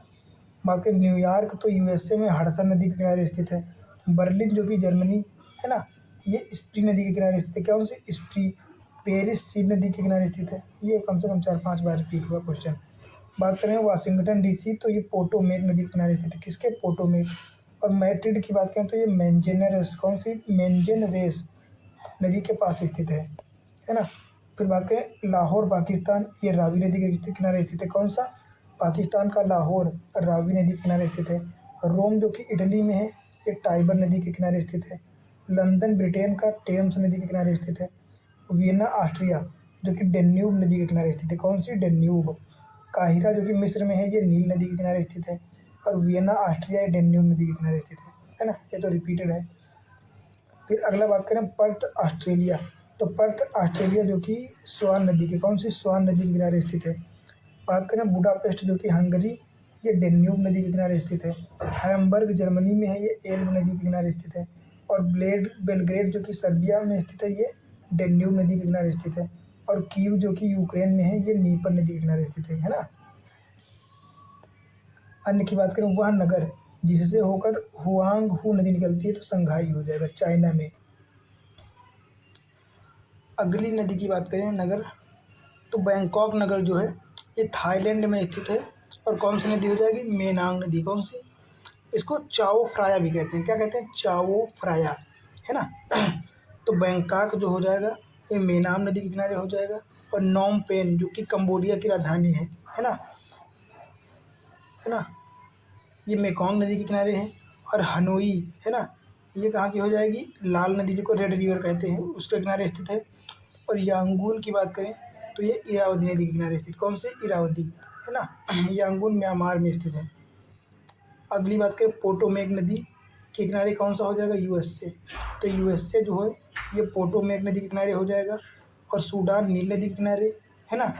टिग्रिस के किनारे हो जाएगा इराक। और टेम्स नदी के किनारे हो जाएगा इंग्लैंड, कौन सा, यूके, है ना। बेलग्रेड की बात करें तो बेलग्रेड हो जाएगा डेन्यूब नदी। रोम जो कि इटली में स्थित है, टाइबर नदी के किनारे हो जाएगा। वारसा जो कि पोलैंड में है, तो ये विस्चुला नदी के किनारे हो जाएगा। और वाशिंगटन डीसी जो कि यूएसए में, ये पोटोमेक नदी के किनारे हो जाएगा, है ना। अगला बात करें एंटवर्प, एंटवर्प जो कि सेल्ट नदी के किनारे स्थित है। रोटरडम नीदरलैंड जो कि राइन नदी के किनारे स्थित है। और हैम्बर्ग जर्मनी, ये इल्बे नदी के किनारे स्थित है ना। तो ये सारे क्वेश्चन जो है नदियों से संबंधित पूछे जाते हैं। अन्य की बात करें तो डेल्टा का निर्माण उन स्थानों पर होता है जहाँ पर क्या नहीं होते हैं, तो जहाँ पर गहरे समुद्र नहीं होते हैं या जिनकी गहराई अचानक से कम नहीं होती है, तो वहाँ पे डेल्टा जो है नहीं पाए जाते हैं। जहाँ पे अचानक से गहराई होगी वहाँ पे डेल्टा कहाँ से पाए जाएंगे, क्योंकि इतना जो है अवसाद नदियाँ ला नहीं पाएंगी, है ना। जैसे भारत का ही पूर्वी घाट देख लो, वो एक कगार की प्रकार का है ना। तो कगार होने के कारण वहाँ पे जो है नदियाँ ना ही इतना अचानक से ढाल होता है और ना ही जो है डेल्टा वाली जो है स्थितियाँ बन पाती हैं। फिर बात करें विश्व का सबसे बड़ा डेल्टा कौन सा हो जाएगा, तो गंगा ब्रह्मपुत्र का डेल्टा हो जाएगा। बात करें ग्रैंड कैनियन, तो ये कहाँ, यह एक गॉर्ज है। क्या है, गॉर्ज, है ना। गॉर्ज कैसे होते हैं, वी आकार के ये। बात करें चिसापानी गॉर्ज स्थित है कहाँ पे, चिसापानी गॉर्ज जो है नेपाल में स्थित है। कहाँ पे, नेपाल में। अब बात करेंगे द्वीप से संबंधित, तो वह द्वीप जिसको सीप द्वीप कहते हैं, सीप मतलब भेड़ वाला द्वीप, तो क्या हो जाएगा, फेरो द्वीप, है ना, फेरो द्वीप। संसार का सबसे बड़ा द्वीप हो जाएगा ग्रीनलैंड जो कि नॉर्थ यूएसए में स्थित है, जबकि किसका, आइसलैंड का जो है टेरिटरी है ना। बाकी दुनिया में सबसे बड़ा ग्रीनलैंड के बाद कौन सा द्वीप हो जाएगा, तो न्यू गिनी हो जाएगा, न्यू गिनी जो कि पापुआ न्यू गिनी में स्थित है ना। बात करें कथन कौन सा सही है, तो नूक डेनमार्क की राजधानी की समुद्र तल से ऊंचाई 1 से 3 मीटर तक है, तो ये कथन सही हो जाएगा। अगला बात करें पूर्वी द्वीप समूह का वह द्वीप जो 3 देशों में विभाजित है, तो बोर्नियो हो जाएगा, है ना। बोर्नियो, ये मान लेते हैं बोर्नियो का द्वीप है, तो ये ऐसे 3 भागों में स्थित है ना। 3 भागों में मतलब इस पर 3 देश स्थित हैं। अगले की बात करें तो कालीमंतन जिस द्वीप का अंग है वह क्या है, बोर्नियो। कालीमंतान जो है ये बोर्नियो से संबंधित है। और मेडागास्कर सबसे बड़ा द्वीप है हिंद महासागर का, है ना, हिंद महासागर में स्थित है। दक्षिण अफ्रीका से जो है अफ्रीका से अलग होकर बना है। फिर यहाँ पे कुछ दिया है मैपिंग, तो इसको पढ़ने छोड़ देते हैं हम लोग।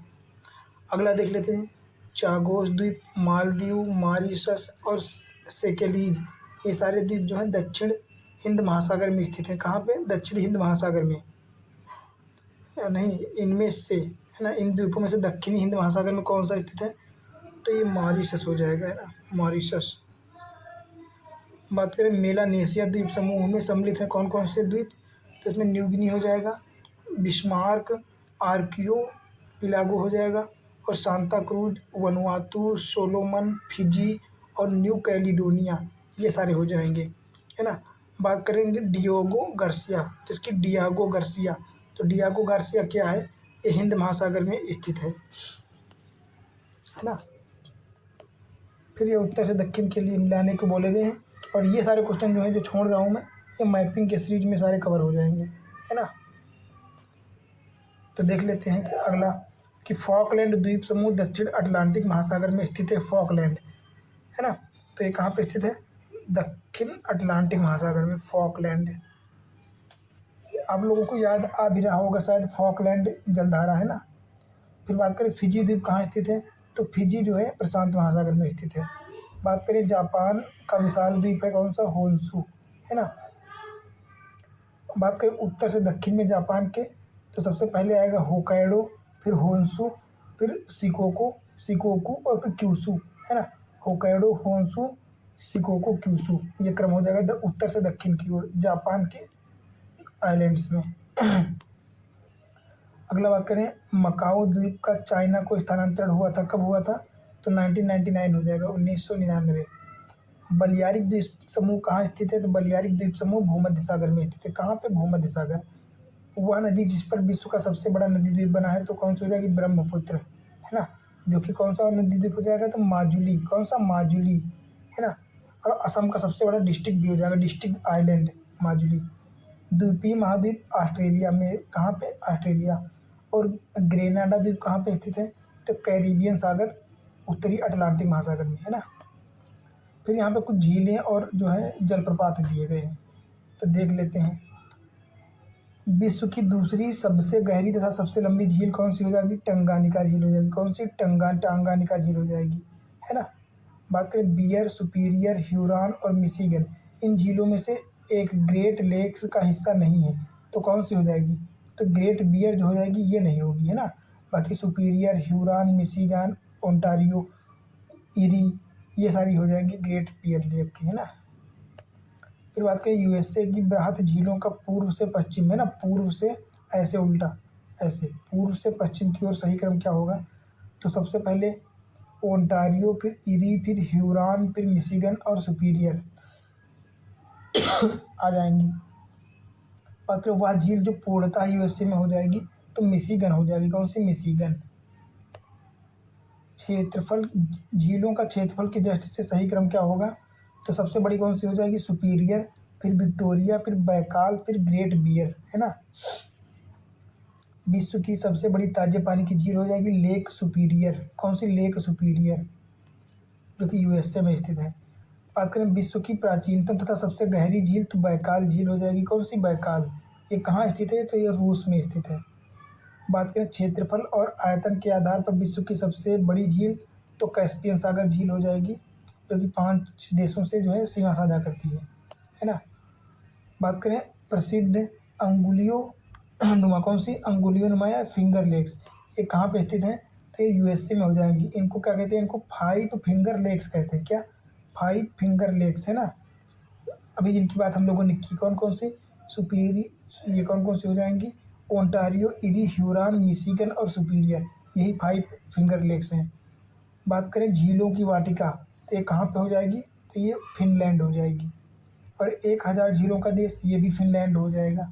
हालांकि हम इन चीज़ों को अभी ऊपर पढ़ भी चुके हैं, है ना। फिर यहाँ पे देश और जो झीलों का मिलान पूछा गया है। तो बात करें बॉयलिंग झील कहाँ पे स्थित है? तो ये डोमिनिका, है ना, डोमिनिका में स्थित है। बात करें 5 फ्लावर झील, तो सिचुआन चाइना, कहाँ? Sichuan China. और रेड लेगून कहाँ है? बोलीविया। तो रेड लेगून बोलिया में स्थित है, बोलीविया, जिसकी राजधानी क्या हो जाएगी? ला पाज, जो कि दक्षिण अमेरिका में स्थित है ना। ग्रेट स्लेव लेक, ये कनाडा में स्थित है ना। अगला बात करें वह नगर जो सुपीरियर झील के किनारे स्थित है, तो डुलुथु हो जाएगा, डुलुथु। क्या? डुलुथु। अगला बात करें टिटिकाका झील बोलीविया और पेरू के मध्य स्थित है। कहाँ पे? बोलीविया और पेरू के मध्य टिटिकाका झील। और ये टिटिकाका झील की बात करें तो ये सबसे ऊंची नौगम्य झील है। कौन सी? विश्व की सबसे ऊंची नौकागम्य झील टिटिकाका झील। उर्मिया झील ईरान में स्थित है। बात करें रेनडियर झील, तो ये कनाडा में हो जाएगी, है ना। और अथाबास्का, ये भी कनाडा में हो जाएगी। आगे बात करें संसार का सबसे ऊंचा जलप्रपात, तो साल्टो एंजिल जलप्रपात हो जाएगा। क्या हो जाएगा? एंजिल जलप्रपात। और एंजिल जलप्रपात जो है ना वेनेजुएला में स्थित है। वेनेजुएला कहाँ पे है? दक्षिण अमेरिका। बात करें विक्टोरिया जलप्रपात जिस नदी पर बना हुआ, कौन सी हो जाएगी? तो जाम्बेजी नदी, अफ्रीका की एक जाम्बेजी नदी है, उस पर बना हुआ है। बात करें क्रोएशिया की प्लिटविस, क्या? प्लिटविस झील, क्रोएशिया की, तो ये विश्व धरोहर स्थल में शामिल हो चुकी है ना। अन्य की बात करें तो विश्व का सबसे ऊंचा जलप्रपात एंजिल जलप्रपात बना हुआ है ना। अब विश्व की सबसे बड़ी झील जो हो जाएगी ताजे पानी की झील, तो सुपीरियर झील हो जाएगी, जो कि यूएसए में हो जाएगी। बात करें विश्व की सबसे ऊंची नौकागम्य झील, तो टिटिकाका, जो कि कहाँ? बोलीविया और पेरू में स्थित है। विश्व की दूसरी सबसे गहरी झील तो टंगानिका झील हो जाएगी। और पहली सबसे गहरी झील तो बैकाल झील, जो कि रसिया में हो जाएगी। कहाँ? रसिया में, है ना। फिर यहाँ पे कुछ जलडमरू मध्य दिए हैं, मतलब जलडमरू मध्य देख लेते हैं। जलडमरू मध्य वो होते हैं, मान लेते हैं 2 वाटर बॉडीज और 2 जो है स्थल बॉडियों को जोड़ते हैं, है ना। मलक्का जलडमरू मध्य की बात करें, मलक्का, तो ये कहाँ पे स्थित है? तो मलक्का जलडमरू हिंद महासागर और चाइना सागर के मध्य, कहाँ पे? चीन सागर और हिंद महासागर के मध्य मलक्का जलडमरू मध्य। बात करें भारत और पूर्वी एशिया के मध्य नौ संचालन समय, नेविगेशन टाइम और दूरी अत्यधिक कम किए जा सकते हैं। कैसे? एक तो सियाम खाड़ी और अंडमान सागर के मध्य भूसंधि या जलसंधि के पार नई नहर खोलकर, है ना। कहाँ पे?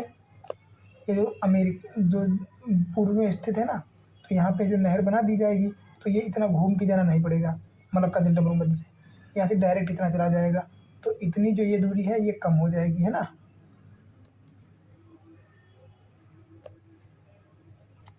अगला प्रश्न देख लेते हैं।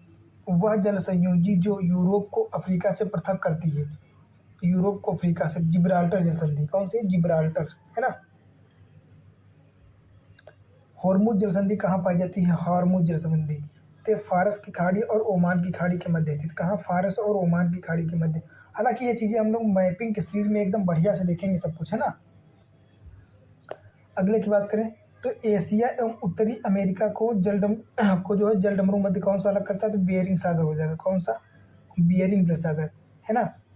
तो बात करें उत्तरी अमेरिका का कौन सा होता है? अलास्का, है ना। अलास्का और रसिया के मध्य, है ना। आर्कटिक महासागर एवं प्रशांत महासागर को कौन जोड़ता है? तो बेयरिंग जल संधि हो जाएगी, बेयरिंग जल संधि।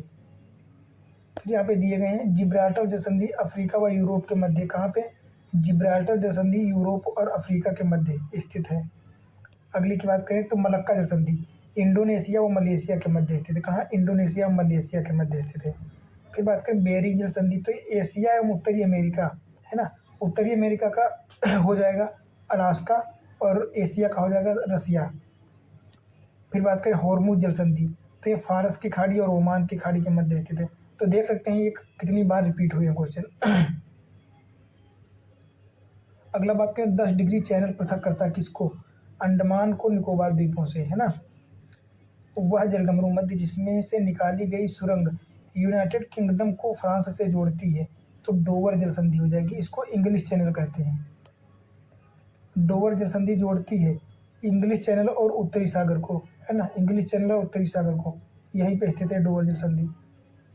पाक की खाड़ी कहाँ स्थित है? तो बंगाल की खाड़ी और मन्नार की खाड़ी के मध्य, है ना। फारस की खाड़ी की सीमा नहीं बनाती है ओमान के साथ। फारस की खाड़ी की सीमा ओमान के साथ स्पर्श नहीं करती है। फिर बात करें बोथनिया की खाड़ी कहाँ है? तो स्वीडन और फिनलैंड के पास में स्थित है। बैफिन की खाड़ी कनाडा और ग्रीनलैंड में स्थित है ना। कारपेंट्रिया की खाड़ी बात करें तो ये ऑस्ट्रेलिया में स्थित है ना। ये है ना, ये कारपेंट्रिया की खाड़ी हो जाएगी। टोंकिन की खाड़ी की बात करें तो वियतनाम और चाइना में स्थित है। कहाँ? वियतनाम चाइना के पास। फिर बात करें हिंद महासागर और लाल सागर को जोड़ता है, तो जोड़ती है बाब अल मंडेब। कौन सी? बाब अल मंडेब, है ना।